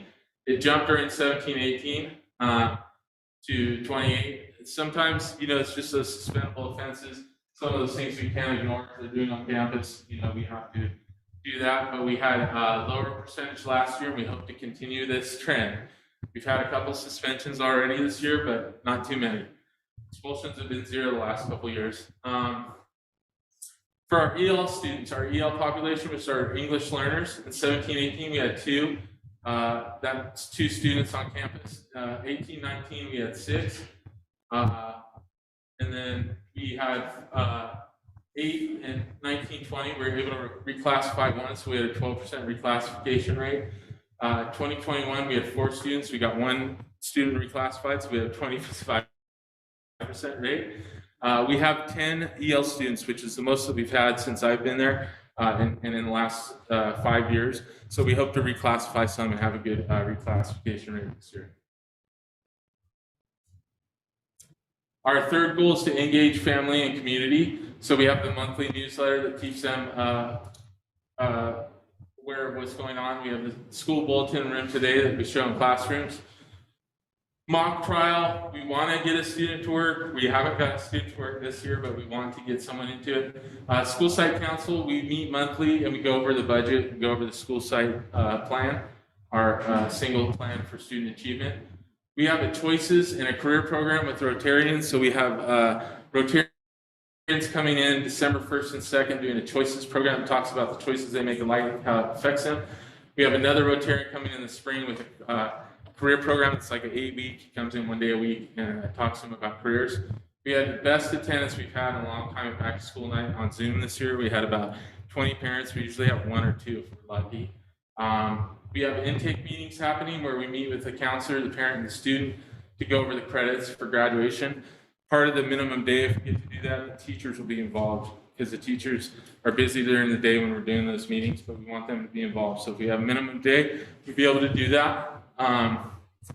RVA partnerships, we're doing that partnership tomorrow and doing a craft project. We've done a couple others with them last year and 1 this year as well. So we like to get all the kids together and have that mentorship. Mountain High School, I just want to give a couple components of our program if you were not aware. We have 6 grading periods of, where the students can earn 15 to 25 units. So they can earn 90 plus credits in a year if they're motivated, they want to do that, they want to get out. OdysseyWare and StudySync are used to do assignments. StudySync has an EL component, so they're able to adjust that for the EL students. Diplomas are at Mountain High School after 200 credits. Originally changed from 210 in June, and so it's now been reduced. Counselors are on staff to assist students with graduate goals as well as preparing them for after graduation careers. As a continuation school, the students can graduate mid-year, like we had the one today. We had one earlier, the first grading period. We have about 6 lined up in December that can graduate. Some students want to return to their school. We have 2 students that are looking to return to the semester. We haven't had that for the last couple of years. We were pretty junior heavy, and so we're able to get some students that we can get caught up where they can go back and graduate from RIM if they choose to do that. At the end of the year, we have scholarships that are available for our students through the Hopper family, Rotary, and Mountain Counseling scholarships. So we'd love to have that too. I think that might be it. Any questions that were not asked? You guys had a good question. Welcome back. Hey, thank you. Thank you. Thank you. I've seen you a couple events. I saw you at the Veterans thing. I meant it. Yeah. Anyways, thank you guys. Hope everyone has a great Thanksgiving. Yeah. Thank you.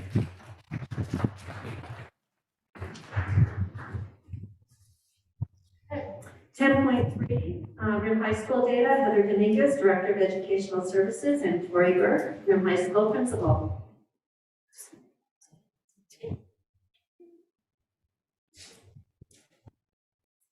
Hi, board. Hello. Guests. This PowerPoint is a lot like last year's, but I was given the recommendation to take it from 27 slides to maybe 11 slides, so I made it 21. We have a lot of good things going in the right direction at RIM, and I'm really excited to share most of them with you. Like I said, I had to take it from 27 to 11. I compromised to make it 21. So I couldn't fit all of the good things in this PowerPoint, but I do want to just start by saying the work that has been done could not have been done without TOSAs and the counselors. I know I'm the one giving the presentation, but the TOSAs and the counselors, Steve Wallace, Laura Bouquet, Chris Lonto, who's our math interventionist teacher, and then our counselors, Kathy Wall, Laura Tarwater, and Karina Serrato, they really have driven the work with instruction and student well-being. So this is just kind of a homage to them. So I'm all of the stuff. So I have this clicker. We had our WASP visit on the 8th of November, so 2 weeks ago. And we just got a report back 2 days ago, and they highlighted 5 areas of strength. The first area of strength was the RP and CTE program. 2 years ago, I called Miss Phillips the heart and soul of RIM High. And now I say she's the heart, soul, and backbone of RIM High because she supports everyone in all of the programs more than just RP and CTE. And we've really felt her support over the last year with the COVID closure. So she's done a great job with RP. They also noticed that we had a strong sense of community within and without the school. So they spoke to a group of 30 students and a group of 15 parents. And the students and the parents both alluded to that they feel supported by our staff. They noticed that the staff come to their events, their extracurriculars, their sporting events. They say hi to them when they're at work, at Park or Goodwins. And so both the students and the parents alluded to the fact that they feel supported by our staff. They noticed that we had a strong implementation of a one-to-one device program for students school-wide. So thank you, technology. We have a strong focus on health, safety, and well-being and social emotional well-being of our students. Through the implementation of the Wellness Center, which has been a handful of years in the coming, and we finally opened last year, so it's been a successful resource for our students. And the last strength that they noted was a new energy towards rebuilding a positive school culture and ongoing continuous improvement in all areas of the school, which that one is happy. I'm really just overall happy about that one. And then we had 6 goals going into this WASC visit, and they removed 2 because we met them, which was implementation of effective technology to meet the needs of students and to ensure all facilities are maintained to provide a positive and safe learning environment. So we did it. The next slide.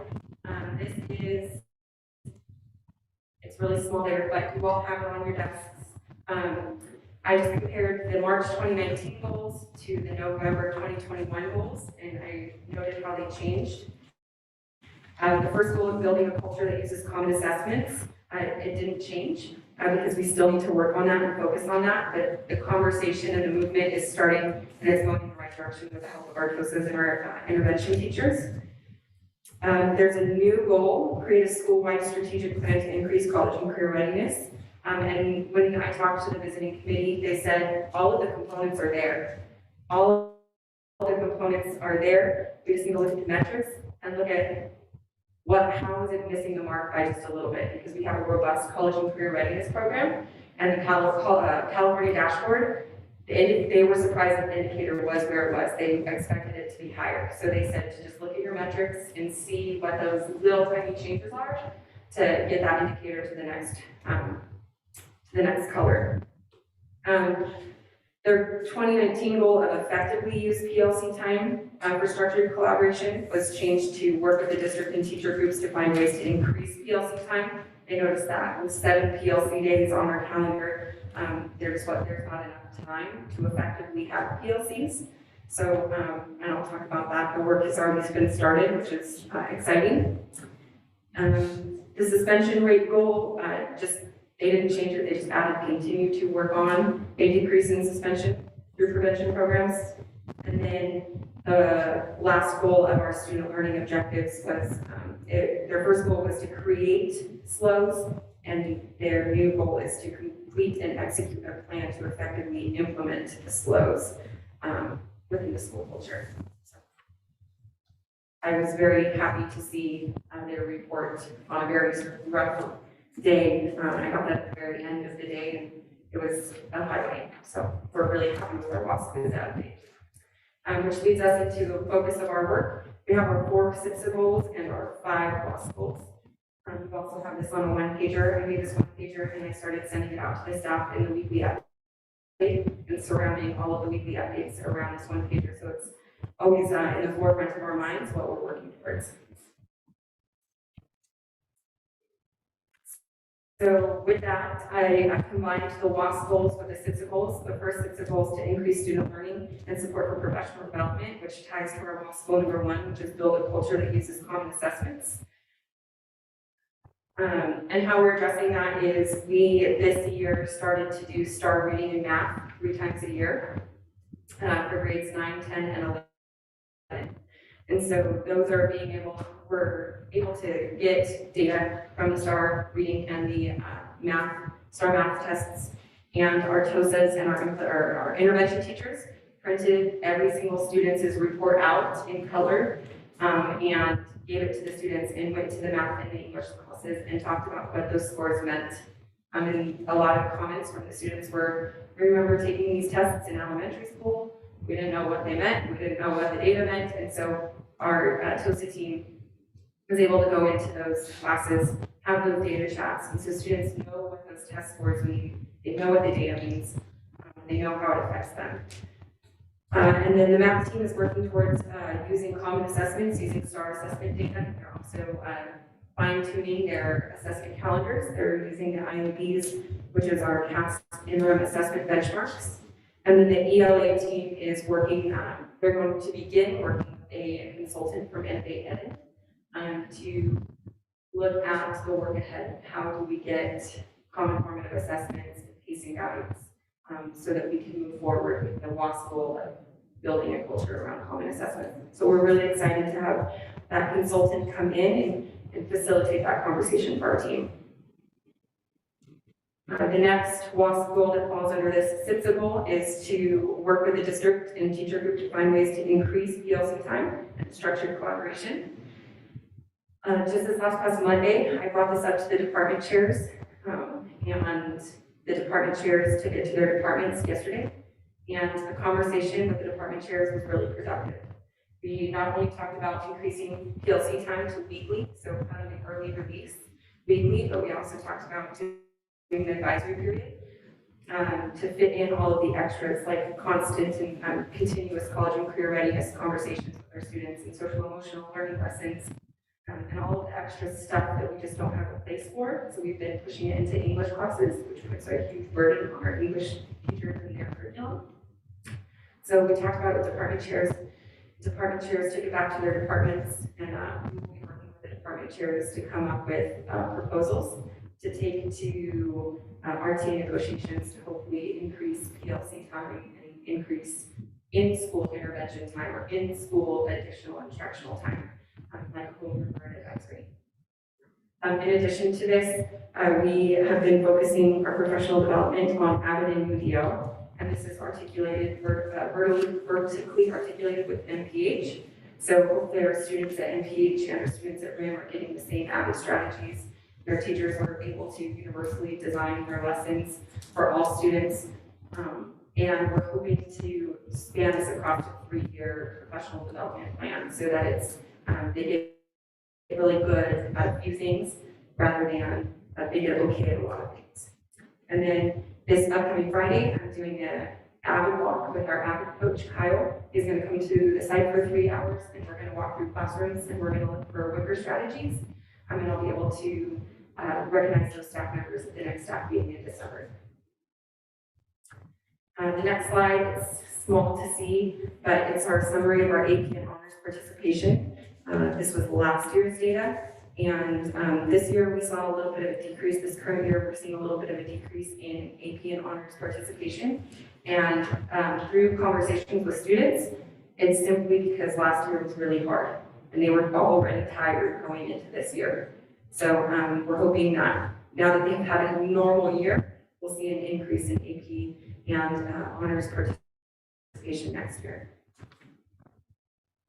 Our summary of AP exams for the last 5 years, we did see a dip from 59% scoring 3 or higher in 2020 to 42% scoring 3 or higher in 2021. In 2020, it was the beginning of the pandemic, and all of the AP tests were shortened, not by length, but by content, so it covered less content. And then in 2021, they went back to quote-unquote normal, covering all of the content, but all of our students were in distance learning the entire year. We all know that that is not the optimal instructional way to learn, and that's not what our students thrived in. So we're hoping that now that our students are back on campus again, we'll see that increase back up into the 50s and the 60s. And then our EL reclassification, we reclassified 5 students last year, and which was a 5.4% reclassification rate. So we've seen it over the last 4 years steadily increase. And with Laura Roque, our EL TOSA, the addition of her, she's been meeting with every single English language learner student and going over the 4 criteria, what it takes to reclassify, and showing them where they are in that reclassification process. And so some students are just missing 1 of the 4 criteria, and they didn't even know what the criteria were. And so now that they know, like, this is the last thing I have to do to reclassify, they're working extra hard to reclassify. In addition, adding the STAR test is serving as one of our benchmarks. So one of the criteria is that they score proficient or higher on a benchmark, an ELA benchmark assessment. And so them having the ability to take STAR 3 times a year is really helping them meet that criteria. College and career readiness, which is our second CIPSA goal, aligns with the brand new WASC goal of creating a school-wide strategic plan to increase college and career readiness. Currently, we are, we have the, like City Gardner said earlier, we have the college health class for 11th and 12th graders with the college admissions coach. We have basketball workshops. We have college admission presentations from various colleges throughout the year. We have military presentations and on-campus recruiters. They were here today, actually.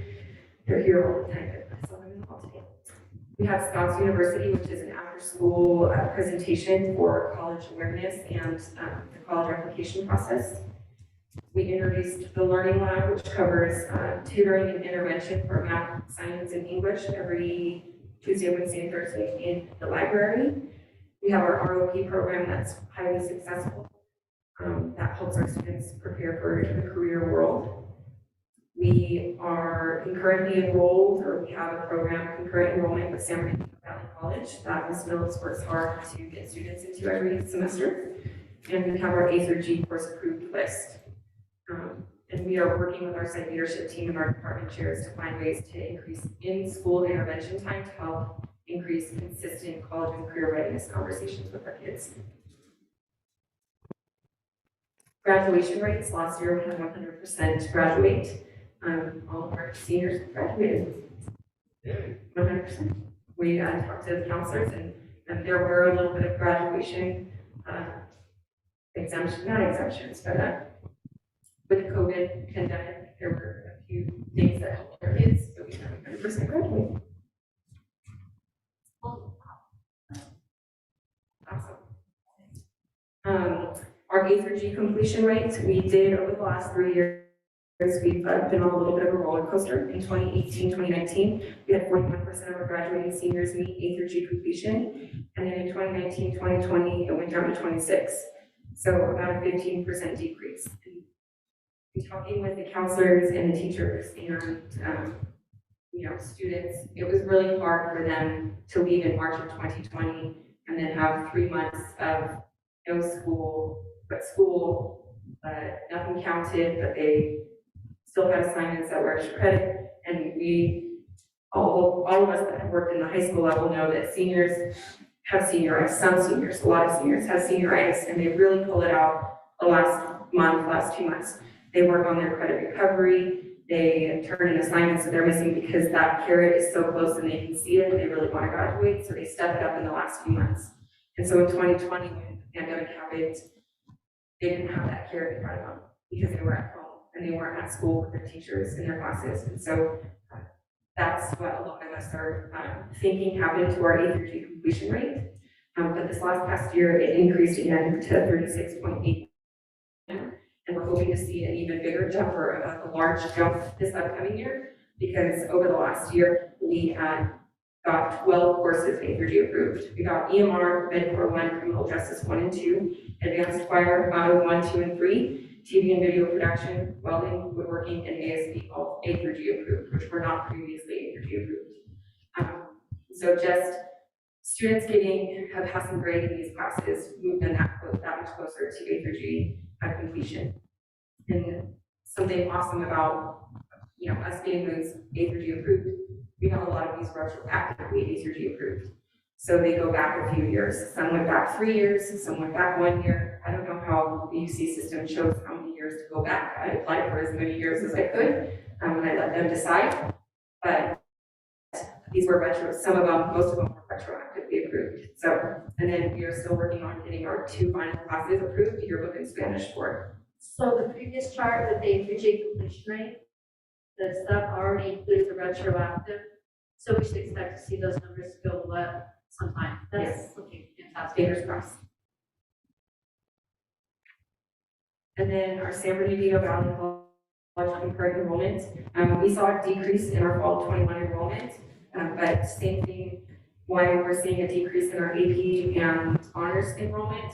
Kids were coming into the school year tired. Everyone's exhausted, including the students. Our goal 3 is to facilitate a safe and positive school climate, which aligns with our WASP critical area 4, or goal 4, which is to continue to decrease suspensions through the use of prevention programs. This year, a little tangent, this year in working with Innovate Ed and Jay, our consultant, we realized the importance for a team of teachers to come together with the sole purpose of optimizing student achievement. We've had a teacher leadership team on campus in the form of department chairs, but they've been very logistics driven, master scheduling, hiring, what resources are needed for their departments, budgeting, that mindset.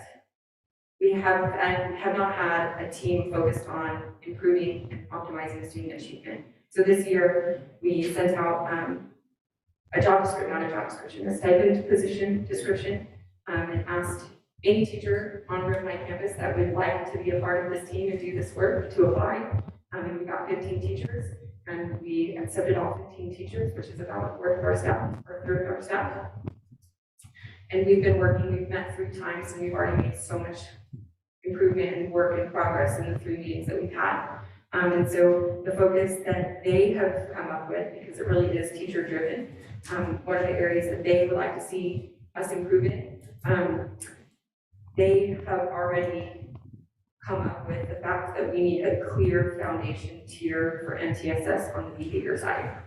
We need a site-wide foundational first tier for behavior, which we don't have. And so the questions that we're asking currently are, what do we expect our students to do and how do we expect them to behave? What prevention and interventions will we put in place that will be site-wide to address student behavior? How will we measure success, and what systems will we develop to ensure the work continues regardless of change of leadership? And so it's pretty amazing. We've only met for 4.5 hours as a team, and they've already identified a problem. They've already started to collect data on the problem that they're noticing, and they're coming up with actions to improve the problem that they've noticed. So, and it ties with one of our WASP goals. In addition, we have the OCI and ripple effects. We're going to be pulling data this year from our OCI participation and our ripple effect completions, which are our SEL modules, to see if these interventions are effective, to see if we're getting repeat offenders for the same offense, or after they visit OCI and they complete a ripple effects module, if that helps prevent the violation again. We have the anti-bullying campaign. We've been working on the All Are Welcome Here diversity celebration. And then in 2020, in April of 2020, we're going to have Challenge Day back on campus. Challenge Day was here about 5 years ago at Room High, and it's a day where students come together and they go through some really difficult conversations and a lot of reflection with each other about inclusivity and kindness. They address topics like bullying and harassment. And so we're targeting freshmen and sophomores. We're going to have 2 challenge days. It's a full day in the gym with students. They get lunch with us. They'll be in groups of 4 or 5 doing activities with a leader. And so we're going to have 2 days, and then after the 2 days, we're going to have a site-wide or school-wide assembly presented by the Challenge Day organization. And then we have RIM Pride, which is our WASP critical area fund, which is to complete and execute the plan for RIM Pride. So in 2019 and 2020, we developed RIM Pride using by collaborating with all stakeholders, which is our student learning outcomes, what we expect our students to be RIM accomplishing. And PRIDE stands for positive behavior, ready for what's next, involved in school, determined to succeed, and excellent choices. And this work to implement this into our school culture will be led by our site leadership team. They're going to work with staff to elicit ideas of how to embed this into our culture so that students know what RIM Pride means and the staff know what RIM Pride means. And we're working on finding an in-school time to work on RIM Pride lessons with students. We're trying to shake out what that looks like. Our suspension data for the last few years, it's been a little difficult to pull suspension data because we haven't been in school a whole year for a while in person. And so comparative data from 2018-19 ending on 3/13, which is the date that we went into lockdown, but 2 years ago, we had 70 suspensions and 55 students being suspended versus the year that we actually went into shutdown. So 2019-2020, we did see a decrease, 58 suspensions and 38 students being suspended. So if we're looking at just the first 7 months of school, from the last 2 years that we had actual full years in school, we did see a decrease. But if we're looking at this current year compared to other start of the school years, we are seeing an increase. A lot of our students have gone through really traumatic last year and a half, 2 years, and they're not used to school expectations and rules and how to behave in a class with 37 students. And so we are seeing an increase in suspensions, but Mr. Michelson, the assistant principal, and I have been working with the sheriffs. We've been working with RIM Family Services and counselors to figure out what, Derek Swammers, Director of Student Services, to find new resources and new programs and new interventions, because the interventions that we used 2 years ago, they're just not enough or they're not working. So we need to find new interventions to help our students stay in school and be successful. We did 1 Kelvin Pulse already, and we're currently in the 2nd Kelvin Pulse of the year. And students responded that 71% of them feel like there's a sense of safety. 57% are in favor or said that they feel favorably about the instructional environment. 54% responded favorably in sense of belonging in school, and 50% said that they feel favorable about the growth mindset. So we're hoping to see an increase. There was only 39% of our students that participated in this first pulse, and so to address that this week, we had all second periods do the Kelvin Pulse today instead of doing the Scott Scoops. We had no bulletin this morning, and all teachers took out Chromebooks and had their kids sign on and do the Kelvin Pulse. So we're hoping to see more close to 100% participation so that we get a better sense of data. The staff Kelvin data from Pulse 1 was 74% felt favorably towards instructional environment, 73% favorable towards school participation, 72% favorable towards emotional safety, and 64% favorable towards physical safety. And again, during such a period, they had time to complete the Kelvin Pulse survey with their students in their class. Looking at Care Solus data, we are seeing the most warm handoffs or referrals for depression and trauma, suicide, anxiety, disruptiveness, and we are seeing that parents are using Care Solace to reach out for marital advice. So, for marital help. So it's not just our students that are utilizing this resource, it's our families as well. We've had in total 128 interactions. We've had 29 warm handoffs. And we've had, from those 29 warm handoffs, we've had 7 that have actually started counseling. So that's just from the beginning of the school year, so the last 3 months. So 7 of our families or our students are receiving services because of Care Solace, which is phenomenal. And our last goal was to engage family and community. There are a lot of things that we're working on improving and continuing this year to engage with family and communities, and they are as follows. We have the weekly Parent Square message that goes out to staff, students, and families, parents. I call it What's Happening at Rim High, and that's pushed on to social media as well. We have the Care Solace and attendance work parent letters. So the two Care Solace, the counseling resource that we have, and then attendance work, it's just an organization that's out there. They have sample parent letters for things like Bullying Prevention Month, National Substance Abuse Awareness Day, Heritage Celebrations, Veterans Day, Kindness Day, Thanksgiving, holiday breaks. So I've been using those letters and sending them out. And there's one scheduled to go out tomorrow for Thanksgiving break. So it's nice to not have to just take things that are vetted by administrators and experts in the field. We've been using social media regularly with Facebook and Instagram. We have the updated website that's being updated constantly. We have coffee with the principal once a month. We have school site council, and we have actually 3 student members.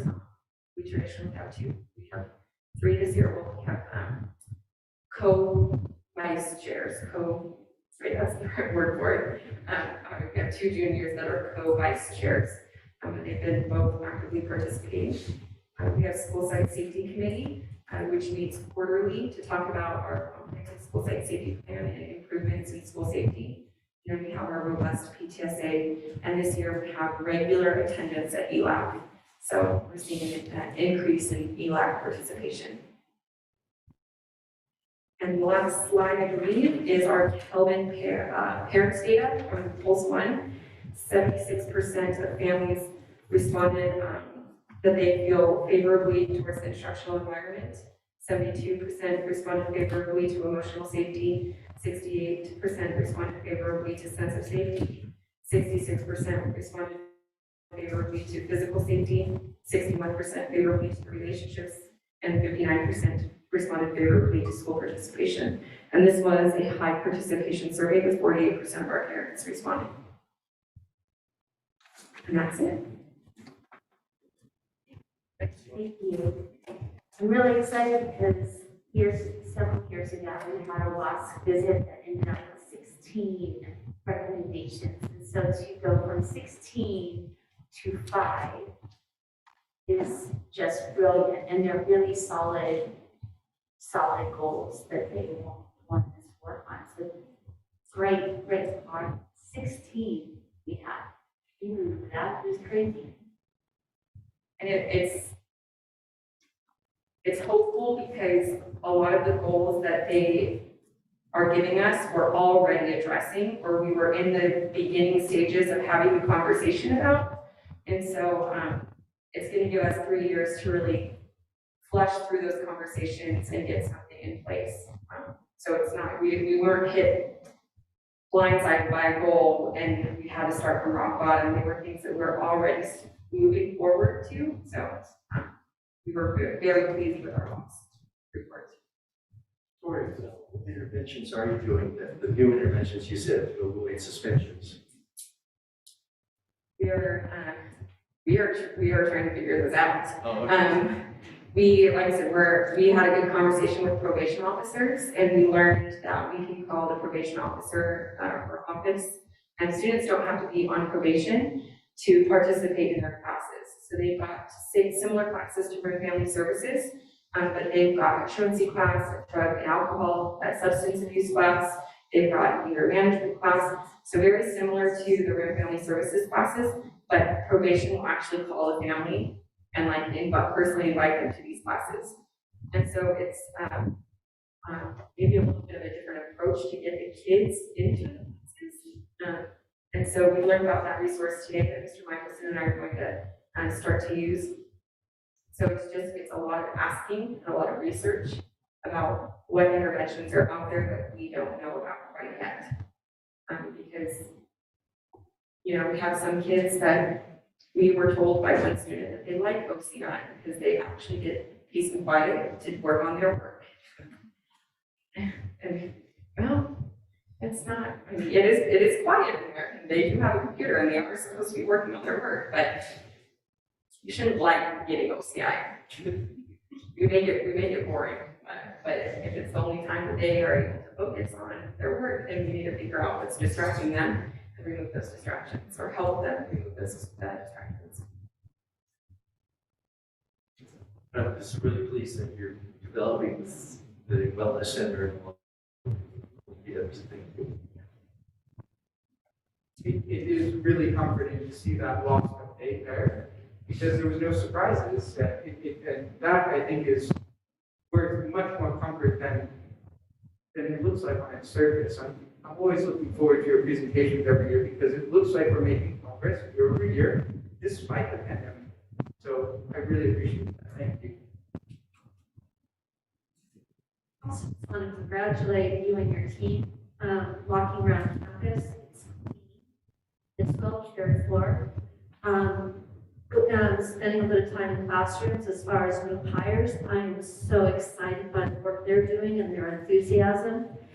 I don't feel here, actually in other school sites that I've been in as well, that we're really being dragged down by COVID. I know we've got exhaustion, but the energy, the enthusiasm, the way technology is being used, we're progressing, and it's showing on the report as well. So you should feel proud, and your staff should feel proud of the progress that's being made, even in these times. Pretty incredible. Thank you. Part of our site leadership team, it's about 50-50 new teachers with RIM veteran teachers, and the new to RIM teachers might not be new teachers.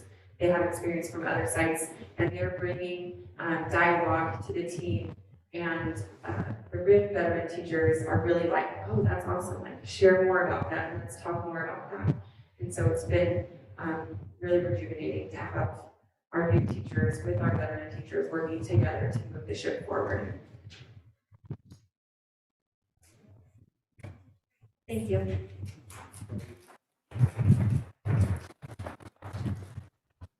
.4 technology update. Heather Dominguez, Director of Educational Services, and Mark Malone, Information Systems and Network Specialist.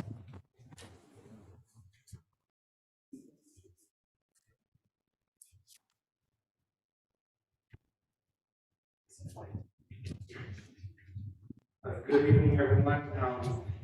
I really enjoy coming up here because a lot of times people don't understand what the technology department does. People call me Mark alum because they think I'm the only one that does it, but I just want to say that I'm not the only person that does this. And we've learned last year especially that teachers have become technicians, they've become help desk, they've become everything for our students. So I just kind of sit in the background and I just kind of help them out. But tonight I'm really excited because, I mean, I always enjoy coming here and telling you guys what's going on in technology. So here we go.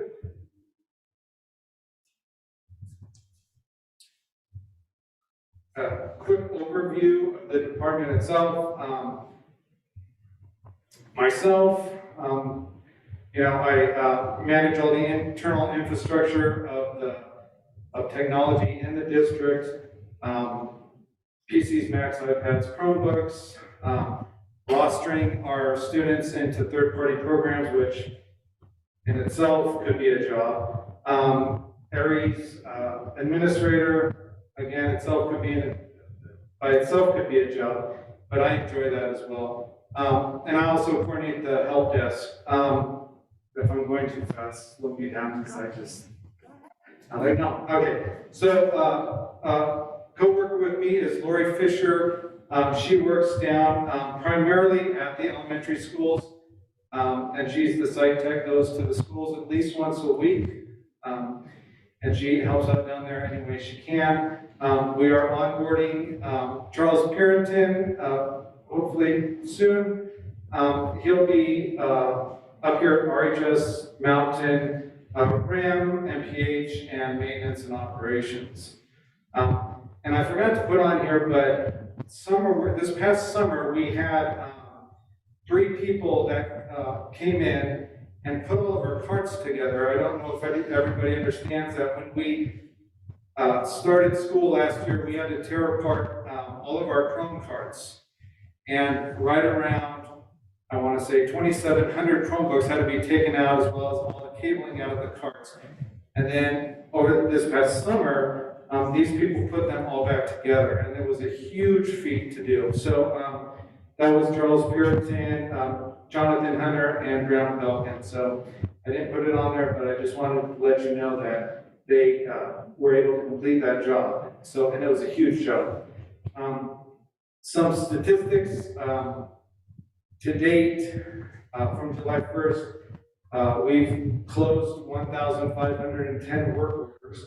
So if a teacher has a problem, they submit a ticket, we get the ticket, and we try to help them as best we can. We try to fix it, and we try to do it as fast as we can, because we know if the teacher can't get it to work, then that kid is sitting there, you know, what do we do? So the point is to get it done as fast as possible. Our turnaround is 6 hours. But we like to get them done really quick. Also, in the past year, we've repaired over 200 Chromebooks in-house, saving almost $9,000 to the district by doing it ourselves. Next slide is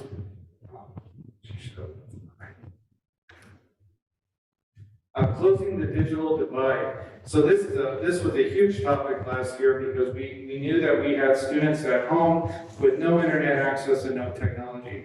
So part of what we did last year coincided with what we're doing this year. So last year we had the opportunity to outfit every classroom with a Chrome cart. So I want to say about 96% of all of our classes in the district right now have a cart just with Chromebooks just for those students in that class. We also have 400 hotspots that are available for students, and I'll get to that in a second. 18 carts were purchased, so that helped bring our total to 96% of our classrooms having Chromebook carts. We also deployed 300 iPads into our kindergarten classes because we know kindergartners can't type. But you put them in front of a phone or an iPad, they'll go to town. So it's true, it's funny. When you walk in there and they're just on there, it's awesome to see. So every single kindergarten classroom in the district has 25 iPads for all of their kids. GoGuardian is another classroom management platform that we use, and 60% of our secondary teachers use it on a daily basis. What it does is, when the kids are on the Chromebooks, the teachers can log out. If they're opening tabs or going to a website, it'll automatically close that tab off or won't let them go to that website. So it keeps them engaged with what the teacher's doing. We did do additional PD days with GoGuardian and Google Suite. And we've unblocked 1,900 YouTube channels. So that brings us a grand total of right around 285,000 videos, educational videos that students can search for that are in our library. One thing that I forgot to put on here, which Zach reminded me, was in the next few weeks, RHS will be sending home Chromebooks with every one of their students. So that's why I wanted to mention the hotspots as well. So if you know of a family or a student that needs internet access at home for the high school, please let me know, let the teacher know, let the principal now here that we have hotspots available for those students that need them. Okay. So here's some updates. E-rate is how we fund a lot of our infrastructure. Our 21-22 E-rate is complete. We completely pulled out all of our old infrastructure and completely replaced it with new infrastructure. Switches, routers, cabling, and battery backup devices at every single school. E-rate 22-23 is in very early stages of development right now. ECF is our, came out of the ESSER monies. Am I saying that right, Jenny? Yeah, ESSER monies. And this was Emergency Connectivity Fund. So this came out from the FCC as an additional E-rate kind of budget. It's really, I don't want to get into the nitty-gritty, but it can only be used for certain things. So we decided to fund our hotspots for this year. So to have 400 hotspots costs around $80,000 for us to do per year. So we decided the best use for that money was to fund hotspots. On here, we've added security cameras, interior and exterior, at all schools, including MOT. We also added interior entrance and main office cameras at all schools and the district office.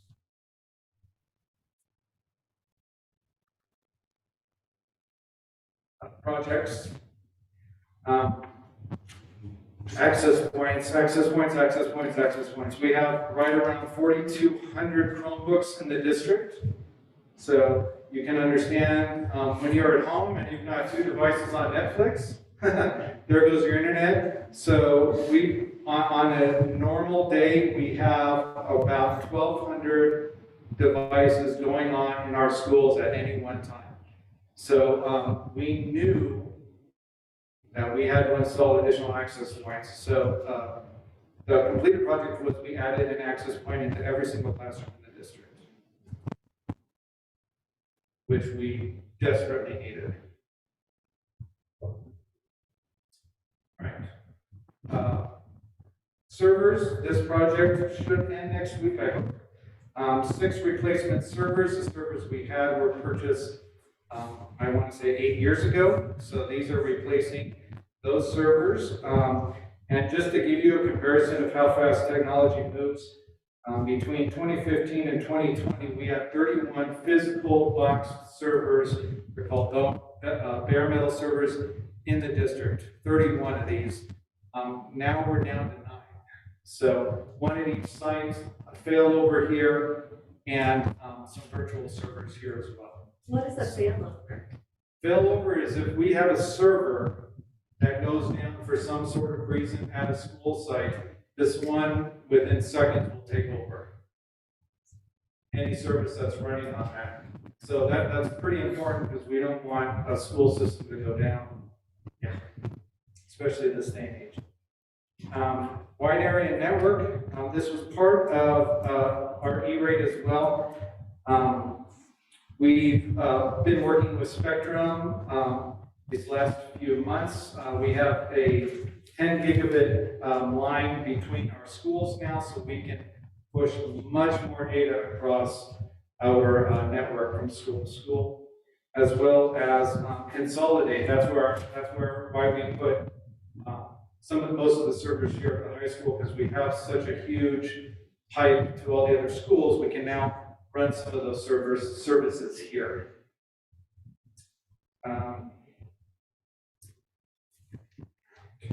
Moving right along. Smart boards. Smart boards has been a huge hit in the district. 95% of our classrooms have smart boards. We've done multiple trainings last year.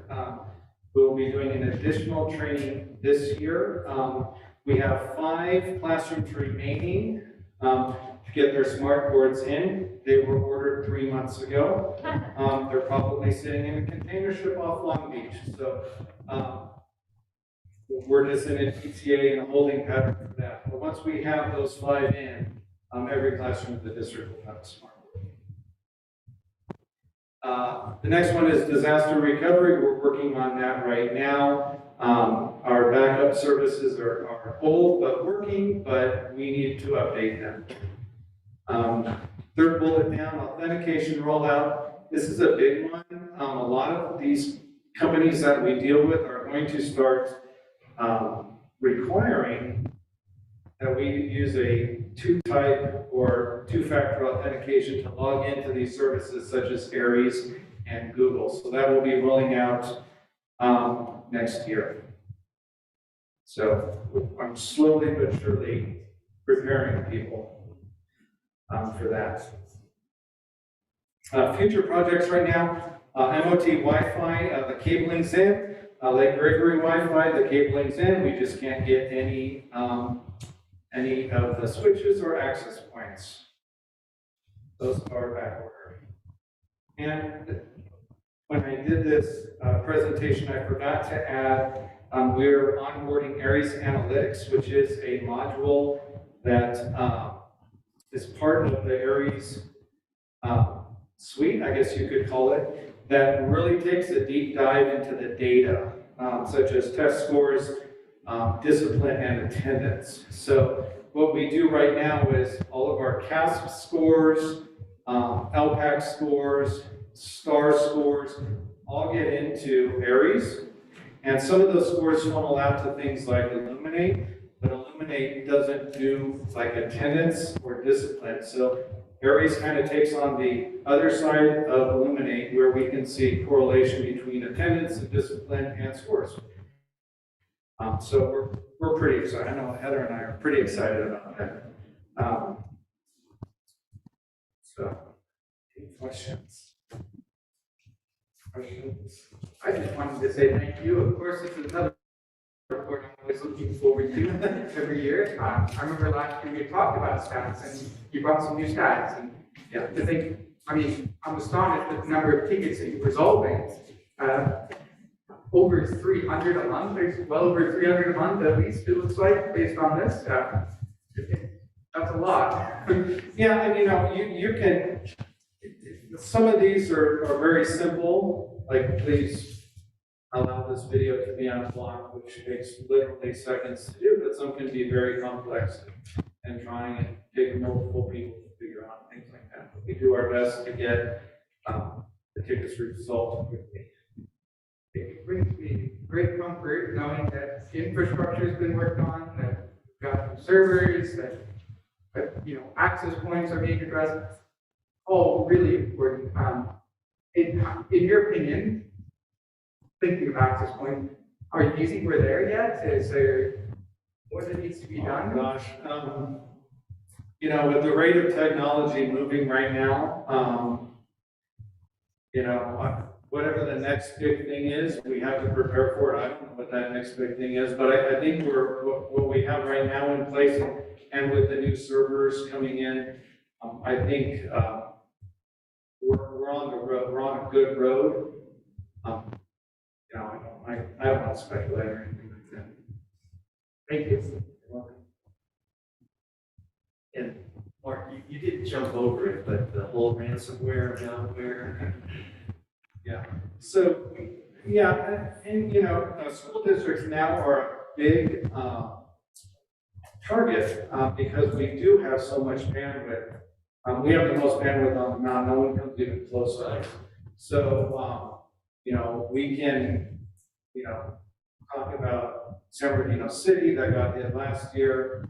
We don't know what the monetary figure that they paid. I've heard it was a 6-figure. They learned their lessons. We've had countless meetings with the county. We have another meeting in December about it as well. So the JPA, San Bernardino County JPA is really, they're looking at schools right now. They're looking at, how we can beef up security. I can show you stats of how many attacks we get daily, hourly, things like that, because we're a target now. So, and that's where security, two-factor authentication comes in. We want to make sure that you are who you are when you sign into Aries, because they're there is a lot of data in the Aries that people would like to get their hands on. So we just need to make sure that that is secure. Yeah. Chromebooks, life expectancy, what's ahead? Chromebooks are a cheap device, we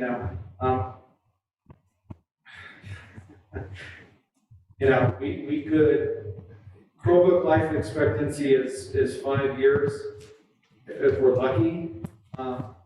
Chromebooks have come a long way in the last 2 years because of COVID and the numbers that went home and the numbers of repairs that we're seeing as a district. Some of the manufacturers send us surveys. Hey, what's going on with this? Are you seeing a high number of these? What can we do to help?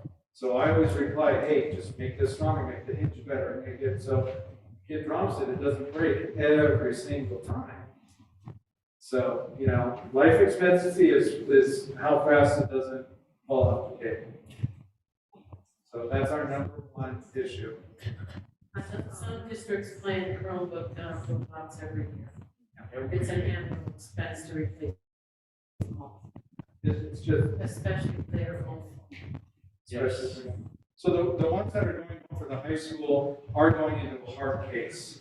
It's a clamshell case that the monitor and the body of it fit into. So we're going to tell the students there's no need to take it out of the case. I dropped the thing from 5 feet and it's fine. So yeah. And so we're better prepared this year. Good. Thank you. Welcome. We're not going to encourage them to test that. Time speech. Everyone at the same time. The former student of mine disclosed in a Chromebook, and then the next student opening it, and there was a handprint impression that was on the monitor, so it isn't just dropping. Sometimes you have a big freshman exuberant, and there goes the Chromebook. They'll put a pencil in it and close the lid, you break the monitor. Yeah, we see that all the time. The good part is they're easily repairable. The screens are $14, so it's not a major, we'd like not to repair, but it's not a major expense. But there's time that goes along with it too. So materials are 14, but there's a time. There's a labor. Yeah. And I could anticipate in the years to come, maybe we are not going to need to spend as much money on textbooks. Maybe we use technology as more of a delivery tool, PDFs, instead of having paper. So it may be that we might need to modify our budget so that we better support technology and maybe not have to spend as much money on the physical form of a textbook. So that might be something we have to Tell think that about. to the people that manufacture textbooks. My daughter in college, her online textbook is the exact same price as ours now. Exact same price, and that's Wow, There is no savings. right. There really isn't. They all textbook companies. Yeah. Because they know. Do that. Information, but I'm surprised that you only have 2 of the Chromebooks that you I don't know. I can't say I'm not surprised, or I am surprised because we've never done it. So looking at other districts, we're right on par with them. Really? We were 10% we knew. So we bought a lot of extra keyboards and monitors and screens and trackpads, just so when we got it, we repaired it, sent it back. But we're right with every other district. What I would be interested in is, and this is something you observe over time, is how many Chromebooks are dwindling in our supply. I'm sure they're only repairable up to a certain point, right? Yes. Yeah, some when they're end of life, the manufacturer doesn't have these supplies on hand to return. All right, well, thank you. Thanks, Mark. Thank you.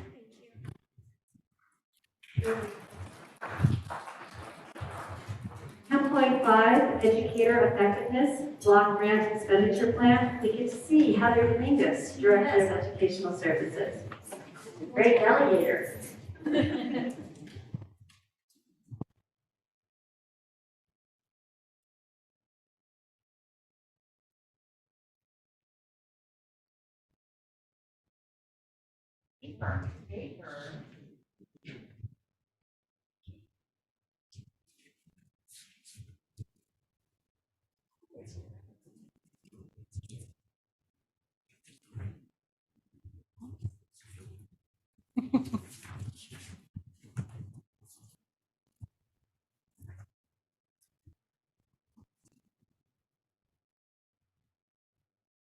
All right, so this evening I'm going to give you a little bit of information about a grant that we've received called the Educator Effectiveness Grant. And tonight is simply a presentation. We're not approving the plan tonight. I'm just telling you kind of where we are in the process and what the purpose is. I know you have a lot of presentations tonight, so I'm going to kind of talk fast.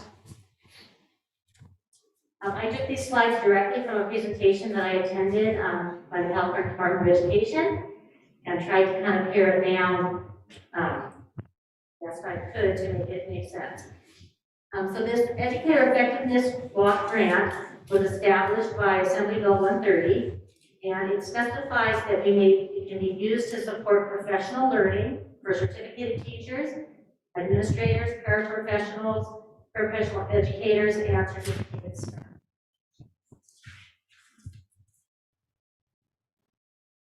The plan is to be heard in a public meeting, so that's what we're doing tonight. So part of the statute is that we present the purpose of the plan and the purpose of the funding prior to a plan being approved at a subsequent meeting. And both of these meetings need to take place prior to December 30th, so we were on a very tight timeline.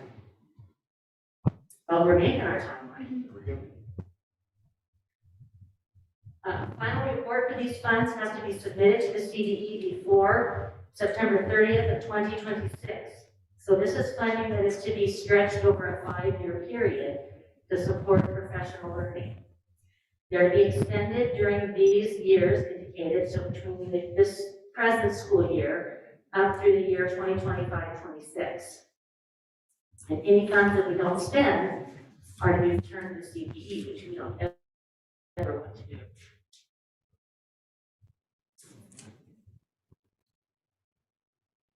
So these funds may be used to support professional learning for certificated teachers, administrators, paraprofessional educators, and certificated staff. And the funds can be expended for any of the following 10 purposes. And rather than doing a slide for all 10 purposes, you have in front of you an FAQ. And on the second page of the FAQ, it lists all of the 10 categories for which this money can be expended. So at this point, we have developed a plan that It's just on page 3. Oh, page 3, sorry. So the RIM Educator Effectiveness allocation for this 5-year period is $740,080. And at this point, the proposed plan is focusing on the following areas. Also, just to note that there is not an official template that was developed for this plan. However, the San Bernardino County Office of Education has provided a template for us to use. And so that's the second page of the document that I've shared with you. So the areas of the 10 that we have selected to focus on at this point would be coaching and mentoring of staff serving in an instructional setting and beginning teacher or administrator induction. So our BITSA, our PAR, some of the expenditures that currently come out of our general fund that we can utilize the Educator Effectiveness funds for. The next one would be programs that lead to effective standards-aligned instruction and improved instruction and literacy across all subject areas. The next focus would be strategies to improve practices, including but not limited to universal design for learning, which is something we've already started focusing on. So these funds can help offset some of the expenses for that over the next 5 years and really allow us to devote some positive momentum in that area. The next is instruction and education to support language acquisition programs for our English learners.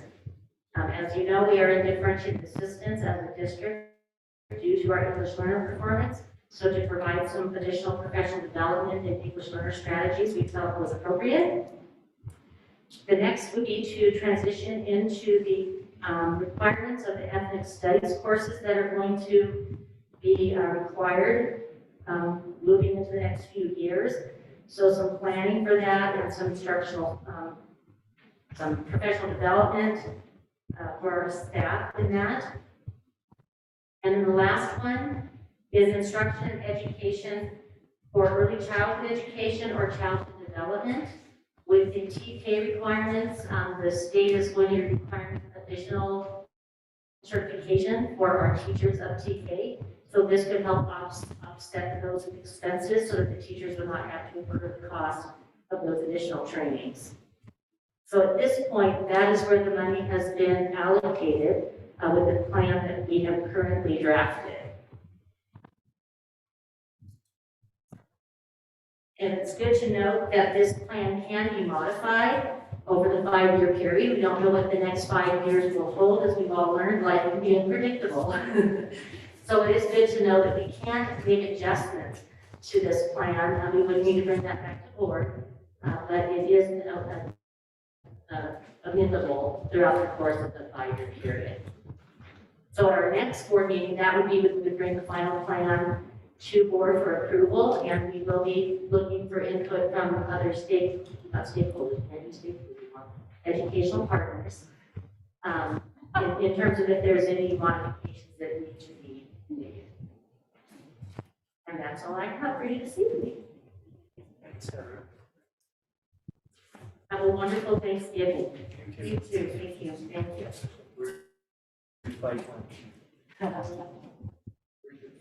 I know, I just got my paper home tonight, and I've got to do some laundry.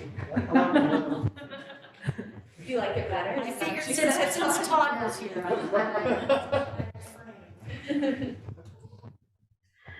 Set direction, 10.6, legislative update report, Trustee Gardner.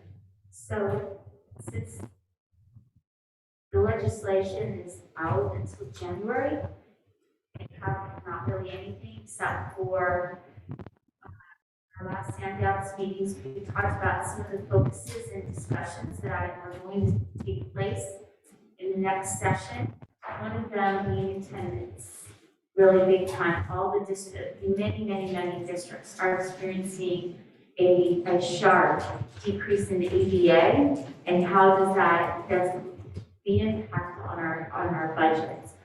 And staff shortages is another one. CSBA's focus, one thing they want to focus on next year too is the school board meetings that they've seen taking place across the state. They have seen it in person, and some of them are quite appalling. So they realize that school boards are really bearing the brunt of people's frustrations, and how do we support school boards through this tough time? The other thing I want to say is that SELPA, our West End SELPA, East Valley SELPA, sorry, invited us, our district, to be part of their documentary style education film tool, whatever you want to call it, to educate parents and legislators and others on the purpose of SELPA, the need for SELPA, that this is why it's important, instead of getting rid of it, because there are people that are advocating to get rid of SELPAs in their entirety, which districts like ours would be kind of detrimental, just because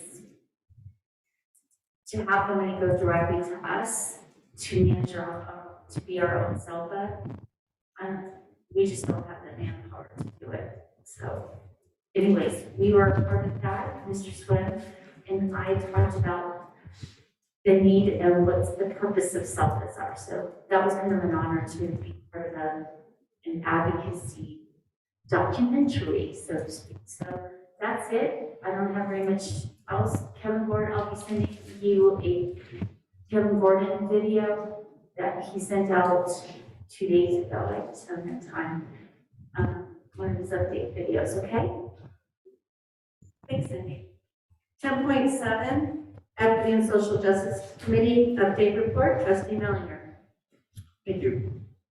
So the Equity and Social Justice Committee subcommittee made up of Michelle and Cindy and myself interviewed 4 different potential consultants, which every single one of them I was pleased with. I felt like each one was a really quality candidate, from representatives from CSBA, a local representative, to the person that we are actually recommending that is on the agenda later, and we'll be voting on that. And I just wanted to just maybe kind of prepare the way for you why we selected the individual that we did. As like I said, I think we would be successful with any one of them, but the individual that we selected, Dr. White, really has quite a solid strategy. And what I appreciated is that it's a relational strategy. And it's one in which she's really saying, how can we do things that will help us to, in fact, let me back up. We asked questions about listening and how are we going to do so, listening to people, and that's what her focus is listening to people. I want to just read from one of the items. She calls this the third option. And she said, why choose the third option? This is what makes our training unique. The third option focuses on similarities, not differences. Let's look for how we are similar to one another, not how are we different from one another. The third option focuses on honor, not shame, rather than putting people down for those differences. The third option replaces I win, you lose with win-win. How are we going to build relationships that are going to help us each to win? The third option replaces I'm wrong and you're right with, I really like this, we unite. The focus of what she is going to try to help us do in our listening sessions, in our work for equity, is how can we unite together as a community? The third option replaces winning arguments with winning relationships. And as we were listening, the final item that she had here is the third option has a relational, not a political focus. Can I just say that some of what equity is across our land is very political? And so just even that was refreshing to hear from her, that she's saying, look, what we're trying to do is something that's more relational. We're not trying to do something that's political. And we were unanimous in our selection, and so we are recommending that Dr. White be selected as our consultant to guide the process. Remember, we're planning on 5 meetings beginning in January. We also put out an application, and we have just hopefully completed that process where we have applications now to look at, and so that we can actually form our full committee and get that going. So first meetings are intended to be in January, and I'm pretty sure that we'll be on track for that. I also want to remind the board that as we go through the process, if we find that there are gaps in representation from stakeholders, people in the community, whatever, we still can bring people like that on. And the listening sessions are really going to be important for that process as well. And I want to remind the board that we're looking at you leading and being involved in those listening sessions. So we'll be letting you know about the details as we come further down the road. But when we get to that point on the agenda, I'm sure if you feel free to ask the 3 of us any questions you want to about Dr. White. Thank you. Can I just add 2 things in that selection process? Another really powerful point that Dr. White did was emphasize that there's a component of sustainability. So the component is to train someone to be able to continue leading. So that part is really important, sustainability. So that was a good thing to hear. In fact, it's a trainer of trainers, so that person won't just be one person trained, but the person will be trained to train other people as well. Thanks, Cindy. Thank you. Oh, and one other thing that I thought was pretty cool, sorry, is that she would also be facilitating the listening sessions as well, and she's done that so much in her years of experience. So that would be a really treat to work with her in those listening sessions. Okay, thank you. 11.0 Action Calendar. 11.1 Superintendent Approval to Revise Board Policy 4131, Certificated Personnel Staff Development to our Policies and Procedures. The revisions were provided by the California School Board Association. Fiscal impact, none. So moved. Second. Cindy and then Natalie, any discussion? Calling for a vote, all in favor? Aye. All opposed? Motion passes unanimously. 11.2, Personnel Services, approval of the personnel page, fiscal impact, budgeted. So moved. Natalie? Second. Cindy? Any discussion? Yes. I noticed that some of those on the personnel page and their families happen to be here. So not to put them on the spot, but we did want to open it up to invite them to discussion if they wanted to say anything.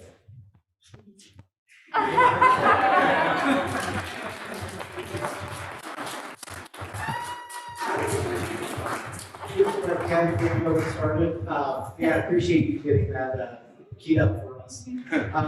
We are very pleased to go and announce that Harry Dusty Holmes is with us as our new administrator, since our principal for Harry for PH. It is a grueling process. He did a really lot of work in multiple panels, application phase, and everything like that. So we are very, very pleased to have part of the here. So, welcome.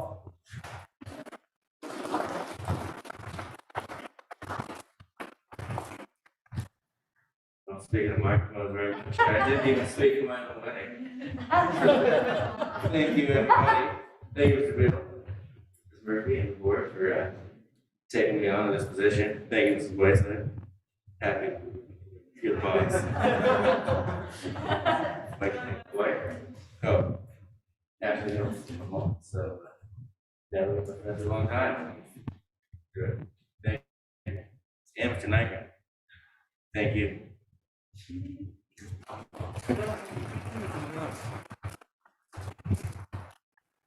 That's the best. Okay, so got personnel, so we've already had moved and seconded. Any further discussion? Calling for the vote. All in favor? Aye. All opposed?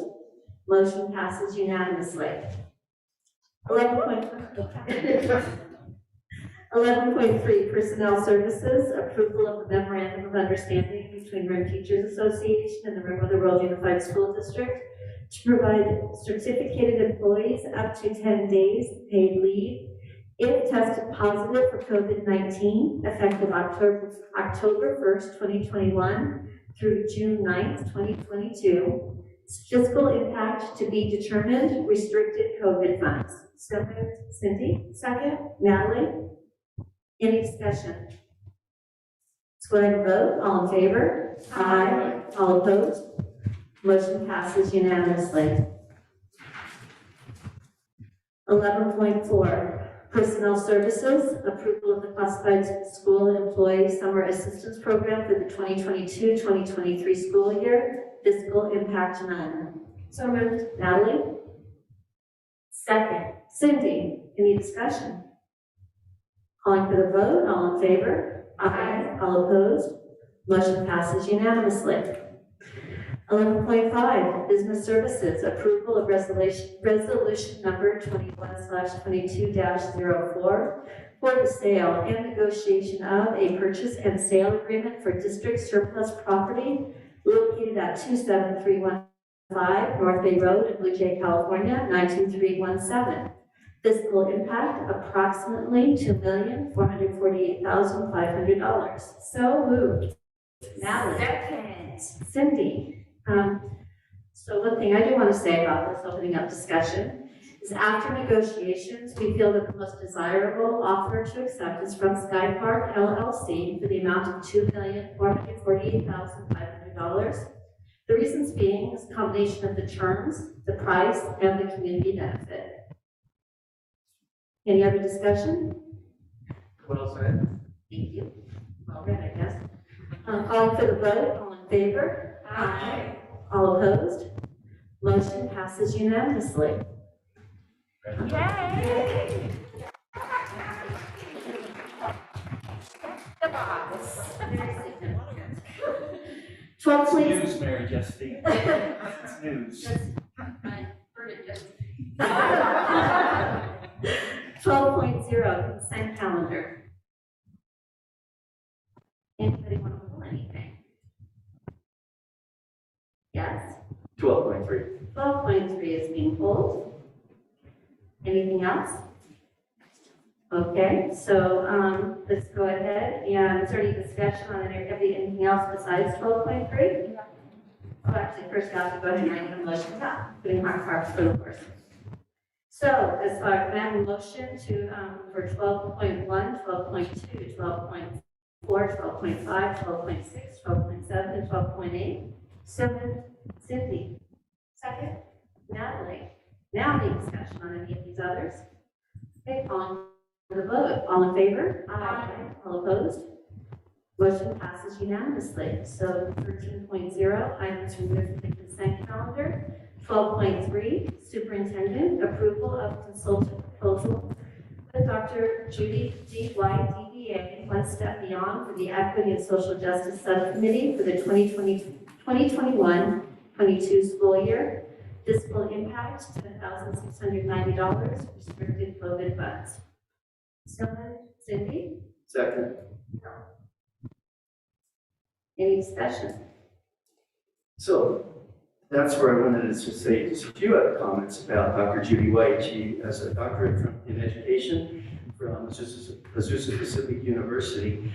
Dr. White is a pretty gifted and experienced lady, serving most recently as the Riverside County Superintendent of Schools. She's also been district superintendent in Marina Valley School District. She's been a deputy superintendent in San Bernardino City. She has been deputy superintendent in San Bernardino City Unified School District. She also is an assistant superintendent. I could keep on going. Very gifted leader. She's been running her own consulting business since technically she retired from Riverside. And I think we're really have an opportunity to have an exceptional consultant guide to the process who's experienced in doing this and has lived it. And yet again, this is one of those subjects, like I say, could potentially have a negative sense to it. But when you speak in terms of relationship building, I think that really helps change the picture. So that's enough. Any other discussion? I was just curious, I know that Dr. White's relatively local to us. Were the other folks that you interviewed local to us as well? Yes, yes. Very local, but San Bernardino, so close enough. One of the people has spent time in the mountain, another one lives on the mountain. I mean, yes, very much. One thing I do want to add is I appreciate this coming out of the restricted COVID funds, so it isn't something that's affecting our general fund as far as the financial amount that's being attached to this. And the building sustainability of the program. Did you have something to add, Michelle? I was just gonna say that the 4 candidates, I lost my train of thought because I waited too long and I turned on my mic. Something to the effect that the 4 candidates all gave us proposals. We interviewed them all. They had a budget proposal due the next day. And so we considered both factors when we determined selecting the candidate. She was by far not the most expensive. Most expensive was double that amount. Ready for the vote? Okay, all in favor? Aye. All opposed? Motion passes unanimously. 14.0, Governance Team Future Agenda Items Planning. 14.1, time allotted to the Board of Trustees to request agenda items for future meetings. I already spoke to Connie about this and Michelle, but my seat is up for the delegate assembly, so I'm going to be turning in my papers to run again, and it needs to go on the board agenda for us to nomination. If you guys, you don't have to. Okay, I'm just saying I'd like to run again, and so I need that on the agenda for December for that delegate assembly timeline. Anything else? Okay. 15.0, future meeting dates, regular board meeting December 14th, 2021 at 5:30 p.m.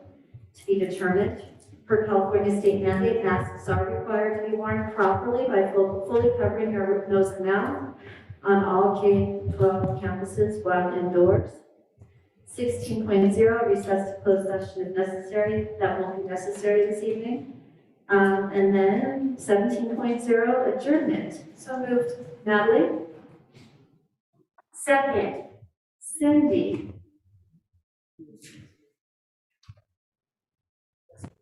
Okay, so for going back to 15.0, set of location to be determined, it will be here in the library. And then moving back to 17.0, calling for the vote. Anybody opposed? Motion passes unanimously. The meeting is adjourned.